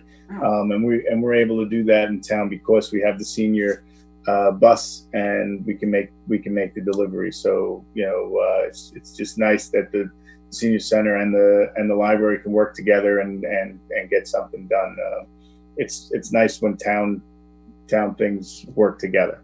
And then let's do schools. So schools, the kids, the openings went basically smoothly for the high school and the middle school and the grade schools. Tomorrow the high school is going back with in-person learning. It'll be they have different groups, and so it won't be the whole school at once, and it'll be different days. And the calendar for the high school is a little different right now because of the holiday coming up, and so if you go online, you can go on the high school website, which is rih.org, and you could get all that information, or your children could go on and ask the principal or their guidance counselors or their homeroom teachers and get the information that they need. But all that information is online on the websites. The middle school and the grammar schools, Oakland Schools NJ.org, they are working towards getting more kids in school. Right now they have the hybrid going, where they have some students going every other day and then every other Friday, and then the other group, it switches. They're hoping to move on to phase 2, but they're taking baby steps because they're worried too. The flu season is coming, and they don't want to open the schools up to a whole bunch and then have to close everything back down. So that's that. And then with any questions on that, you could check the website, like I said, or have your children ask their principals or their teachers for any information that you're concerned about. And the finance, I reported last meeting we had the meeting, and we seem to have guessed correctly with the COVID numbers, and we're just moving forward. So that's it, Mayor. Thank you. We were talking about meeting in person versus online. As you know, I am the attorney coach of the Indian Hills mock trial team, and I got a notice from the teacher coach that all mock trials for the high schools this year will be virtual. Yeah. So all the trials will be on Zoom. We're not going to be meeting in person at all. So good luck to them. My husband was in my office fixing a printer while I was on a Zoom court today, and he was hysterical laughing, hearing me talk about the breakout room, because it's a very unique experience dealing with the children and court. So it's going to be a very interesting year with a virtual Zoom mock trial for all the high schools. But I look forward to seeing the kids again, even if it's Zoom. Yeah. So we'll see what happens. Then just let me bring up also. What happened with the teachers? I know there was an issue with the teachers up at the high school. Well, they've been, they've had a lot of meetings, and the teachers have concerns, and so they're just trying to figure out what they're going to do, and it's what you would think. They're worried about their health. They're worried, so they're trying to figure it out. But that's what I wanted to say. As I mentioned last meeting, I have a child in all 3 schools, and all the back to school things worked great. We were very impressed with everyone and how they did it, and all the teachers were very upbeat and it was very positive. You know, the message was, we're going to get through this, and we want to make this the best year that we can. And me and my wife, my whole family, we really appreciate all the hard work that the teachers are doing. It's difficult. I mean, you know, we're talking about doing these Zoom meetings, and the other thing, like today, you were talking earlier. My house, there was a power failure in my part of town, so my kids were at home today, so they couldn't Zoom. You know, Right. So until the power went back on, then they were, you know, they couldn't do school. You know, it's going to be difficult. You know, and at one point last week, I think the schools lost internet. You know, it's difficult. There's a lot of there's a lot of people using it. You know, it's hard. So everybody's trying hard, and I just want to say thank you again to the teachers, because really their presentations were great that I saw, and if their presentations to me and my wife are half as good as what they do for our kids, we'll be fine. So thank you. I have to tell you, I congratulate all the administrators and all the teachers, because it must be very difficult for them. You're dealing with half children in person, some on Zoom. I really, a lot of respect new world. for the administrators. Yeah. Thank you to all the people. Councilman Kamala, I see you next. No report at this time. Thank you. Okay, Councilman Pignatelli, you're on mute. Unmute. Thank you, Mayor. Just a few announcements. The Public Events Committee sent a text message to me asking for approval from the town for a trunk or treat on Saturday, October 31st. Unfortunately, they didn't give me a location, but the families would have to wear masks, and the people not would Halloween mask, right? Not Halloween mask. The families, parents would have to wear masks, and they would not be able to reach in and get candy. The people in the vehicle would have to give them the candy. But they asked for permission. Mayor, I don't know. Do we normally give them permission? What do we do, Richard? Brian, do we have to give them permission? Yeah, you know, I spoke with Chopper about this yesterday. He kind of reviewed some of the plans that he had for the trunk or treat, with it being a little bit more socially distanced. Said, you know, everybody will be wearing masks, and, you know, whether or not the costume comes with a mask, you still have to wear a mask like we've been wearing. You know, talked about some options there with, you know, then I suggested maybe better if you do goodie bags and let the kids grab that rather than having that person-to-person interaction. I think that there's some way here to make it work. I forwarded Chopper the latest CDC guidance that came out yesterday, actually, just by coincidence, so they could see, you know, what they're recommending.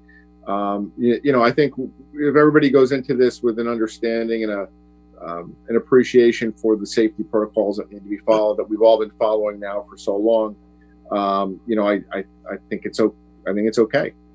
But Brian, you know, it's just at this point in time, certainly the governing body could adopt a resolution indicating that, subject to the protocols, they can certainly have the event. I think anything with Halloween or trick or treating, everyone is reluctant unless it's somehow sanctioned by the government. So certainly can do a resolution indicated, provided that protocols are in place, this could occur. I would assume they would do the exit of Valley School like they typically do, and maybe this time they could go into Valley School parking lot, the upper lot, so they can spread out further. Good idea. Chopper did talk about it taking up more space than it normally did, than it normally does, for that very reason. So, and just if I can just interject along those same lines, several boards and commissions have approached me about going back to in-person meetings.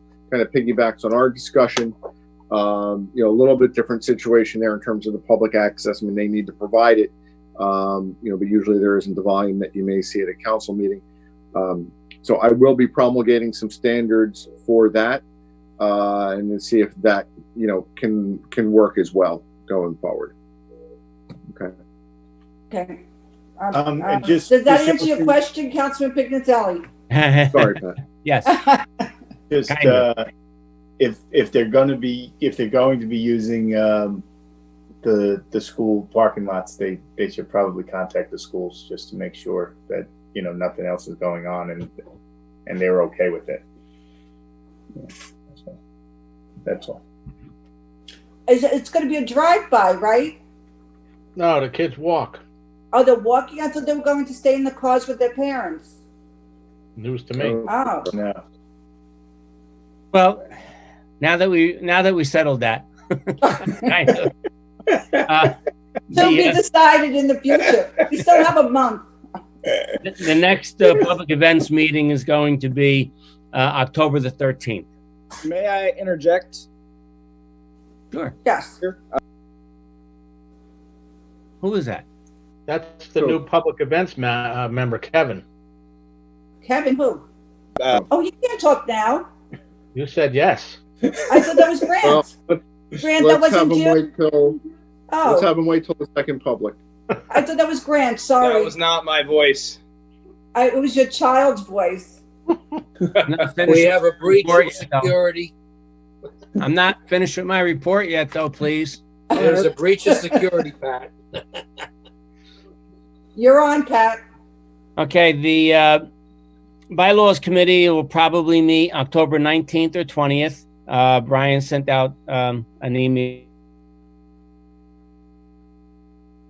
presented to the full council. The Green Team meeting was canceled. Unfortunately, it was the same night as back to school, so Green Team will meet again in October, on October 27th.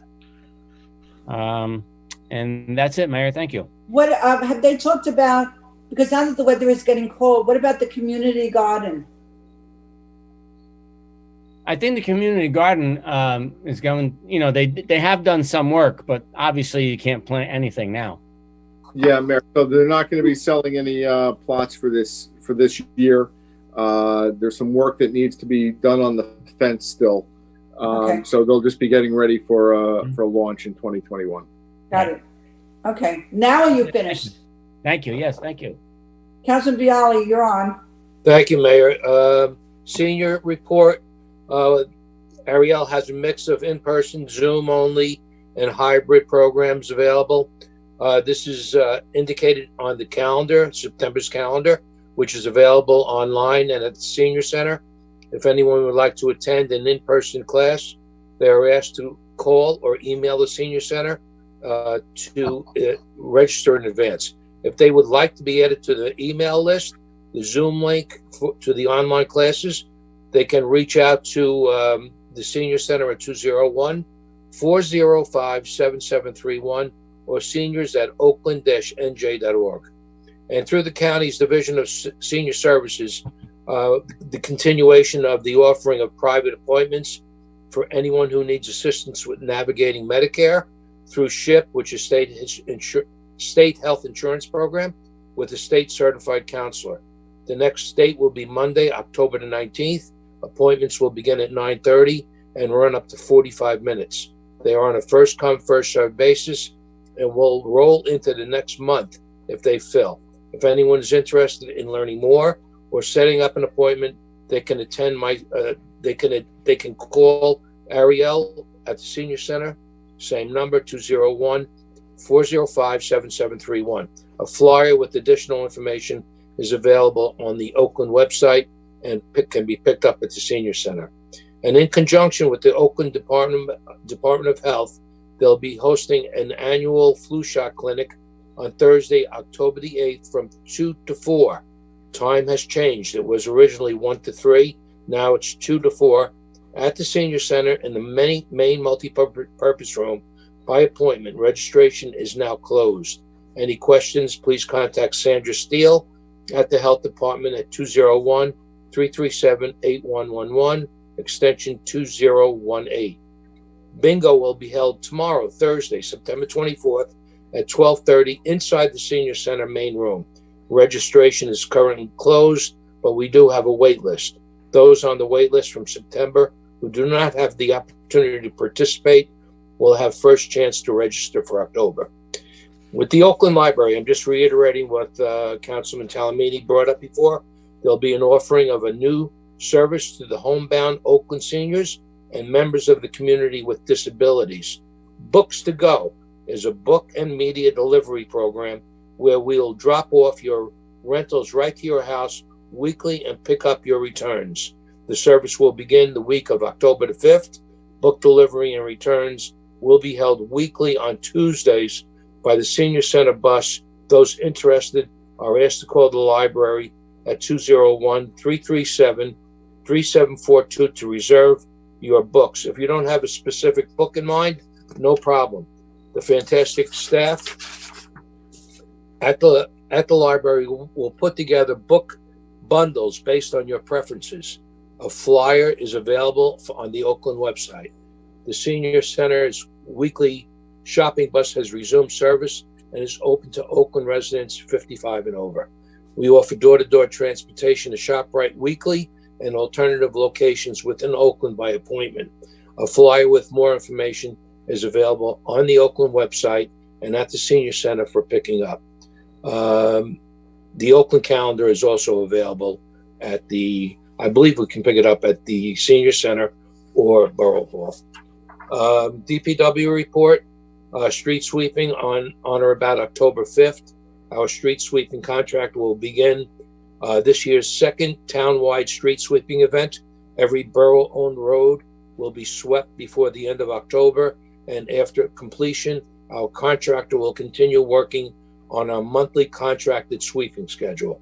Yard waste. As leaf season quickly approaches, residents are reminded that yard waste placed outside for collection must be containerized or placed in biodegradable paper bags, weighing no more than 50 pounds each. Leaves placed in plastic bags or piled curbside will not be accepted. We ask that residents who may have a storm drain located on or around their property keep them free of leaves and other debris. Clogged storm drains can usually cause ponding and hazardous road conditions for pedestrians as well as motor vehicles alike. Potholes. With more than 1,400 potholes repaired already this year, road department employees will continue filling holes as the seasons change and as long as weather cooperates.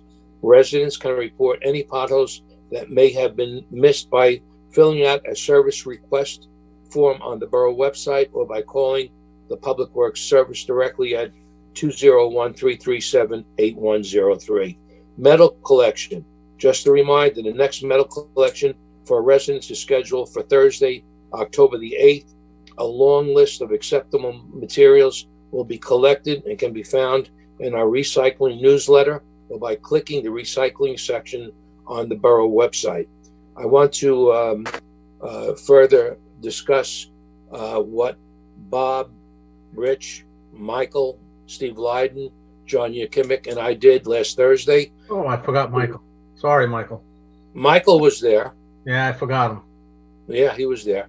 And we did, I believe it was about a 3-hour walk. Yeah. And that was just going from the Board of Education exit road all the way up to Walgreens and crossing over and coming back the other side. Well, let me tell you something. It's the first time it's been done in a while, I'm sure.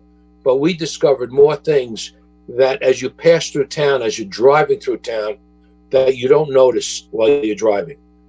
Walking it and seeing it and understanding how much nicer the town could be if we had a little program, and we're going to start it right now. We're instituting a Get Downtown Oakland Beautiful again, and we're going to be offering some warnings to property owners along the roadway or along downtown to start picking up the pace and doing the property maintenance required, because we found many instances where properties had overgrowing bushes that extended as much as 1.5 to 2 foot onto the sidewalk. And then we have issues with tree branches hanging down. And if you're not paying attention, you'll get your eyes poked out because branches haven't been trimmed back.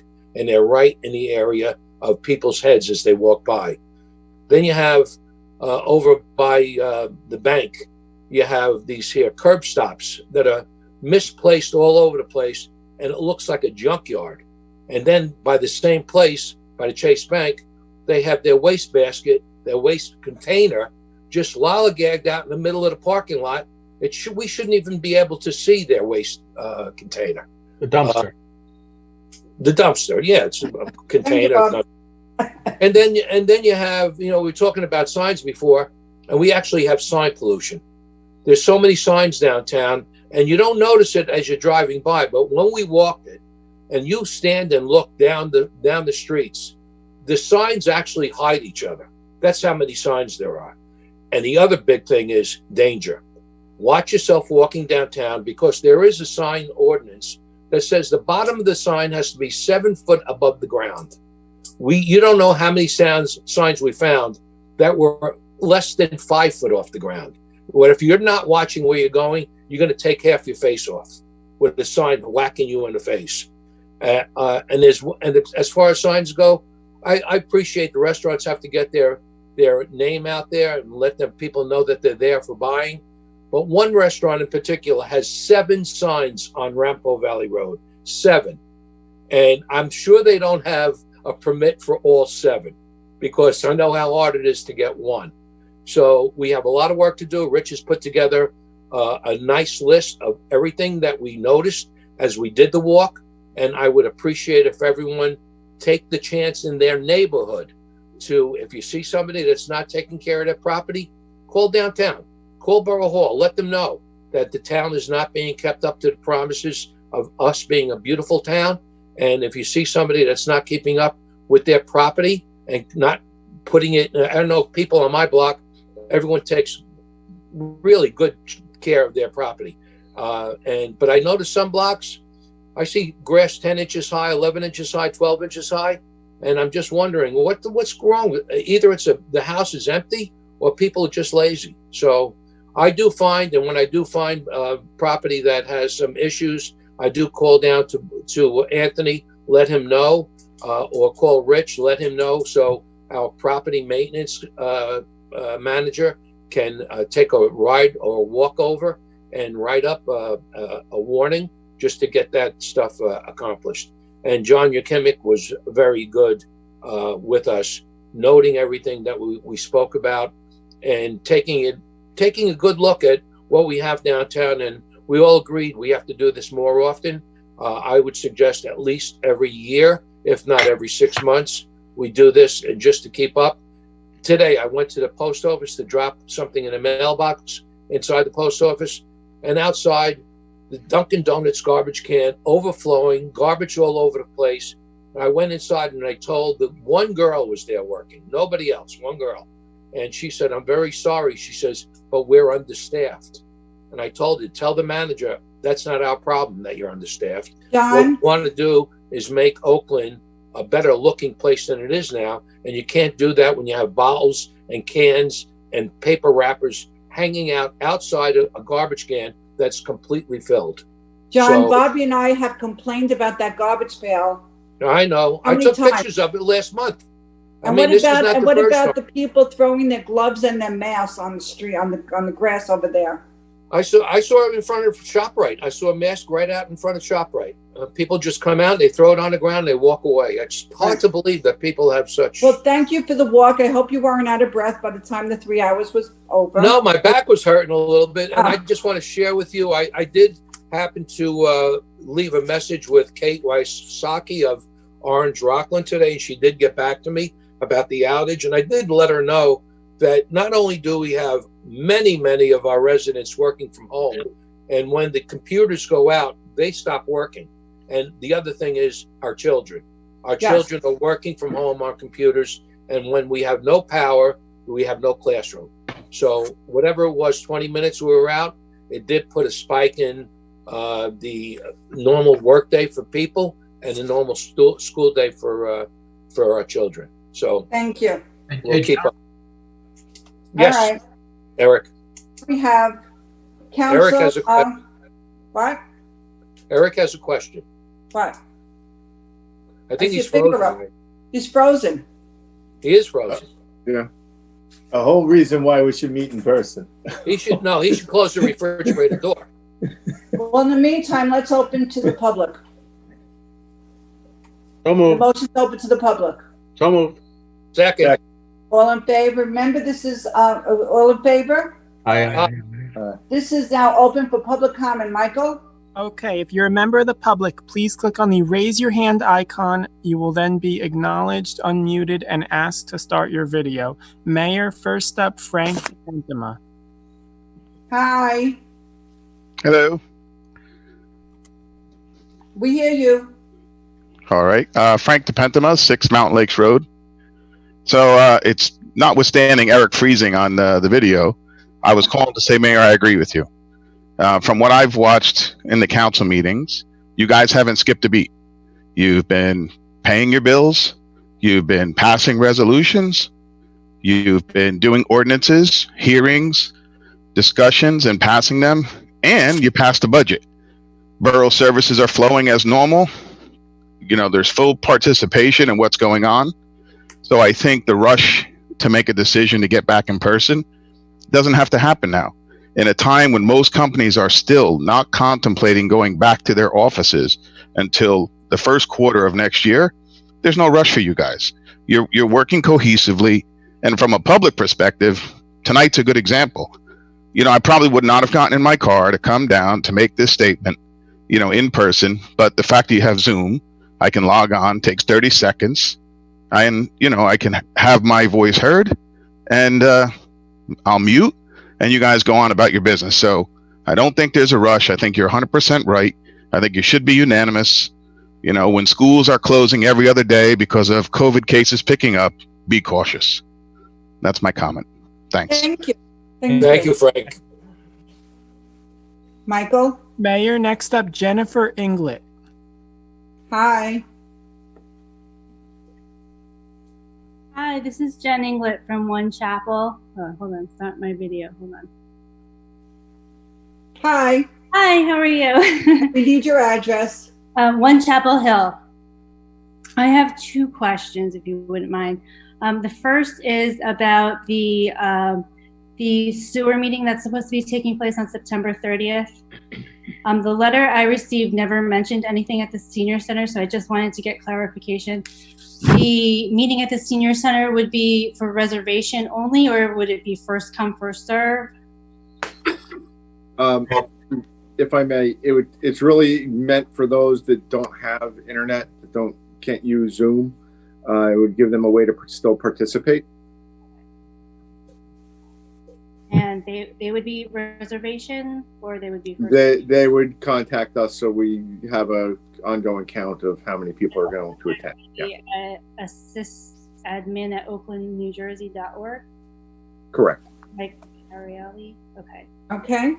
Okay, and the second question would be, if you do plan on posting a position about Halloween, there's a lot of chatter with the families with young children in town right now about Halloween.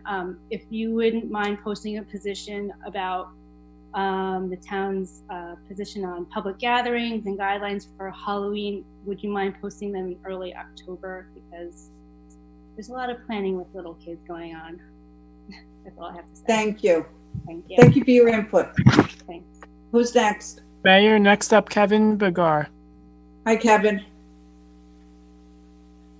He can't stay away from us. Kevin. Where is he? Hi. Kevin Bagar. You have to give your address again. Sorry. West Oakland Ave. I'd like to first apologize for my outburst during business. So sorry. I don't yet understand the protocols. Neither do I. Want to jump in there on the public events committee report. The last where the discussion landed is that the trunk or treat would be held in the parking lot behind the library along the exit. I just wanted to throw that out there, and then I also just wanted to add that the music studio in town, real brave. We have we just got new an HVAC system and HEPA filters, the high efficiency particle something or others. I'm not a scientist or anything or a doctor, so I don't know for sure that they're working, but I can tell you that the atmosphere, the general atmosphere, no pun intended, in the studio is generally people feel better about it. They feel that they're better taken care of. And so it was like, if you want more information on that, it was like a day to install, and that's it. It seems to be going pretty well. Thank you. Richard Kearns, Yes, Mayor. could you get in touch with Kevin at the Music Center and find out about his system? Yeah, and I'll be talking with DPW. I'm sure they probably already have some And you'll talk to information John Bialy, and you'll talk to Grant Van Eck. on it. We'll all talk. Got it. Thank you. Who's next, Michael? Last call, open to the public. Please click the raise your hand icon. Mayor, next up, resident Paul C. Paul C. Hi, Paul C. Paul? I'm coming. Hello, Paul Chirurgeon, 187 Lakeside Boulevard. Hi, good afternoon. Good evening, actually. Good evening. Late. Good night. Yeah. I just wanted to, regarding sewer meeting coming up, I'd asked Michael about the attendees on the town side, and I just wanted to implore the council to have a representative from Northwest attend, because obviously they will be heavily involved with the process and the future of the town. So if you could make an arrangement with Northwest to have a representative. And so a few months ago when you guys had the meeting with Huber Lake, it was a surprise to them because they weren't aware of everything going on. So maybe open it up to more than just the customers that are currently on sewer, and let other people in the area and in the town know what's going on, so that they're all aware of everything and not just surprised when everything happens. That's it. Thank you. Who's next? Richard? I'm sorry, not Richard. Michael. That's okay. I don't see anybody else. Mayor, I see no one further. Motion to close. So moved. All in favor? Aye. Bills to be paid. Councilman Talamini? Do you have the updated list? Because I have the old list. I think I have the new list. Bills to be paid, $480,918.64. So moved. Second. Did everybody review the bills? Are there any questions? I hope everybody reviewed them before they vote. Roll call. Councilman Bialy. Yes. Councilman Knapp. Yes. Councilman Kamala. Yes. Councilman Pignatelli. Yes. Councilman Talamini. Yes. Councilman Van Eck. Yes. Motion to adjourn? So moved. Second? Second. All in favor? Aye. Next meeting, October 14th, to be decided. As of now, we're still on Zoom. Thank you, everybody. You can press leave. Bye. Good night, everyone. Good night.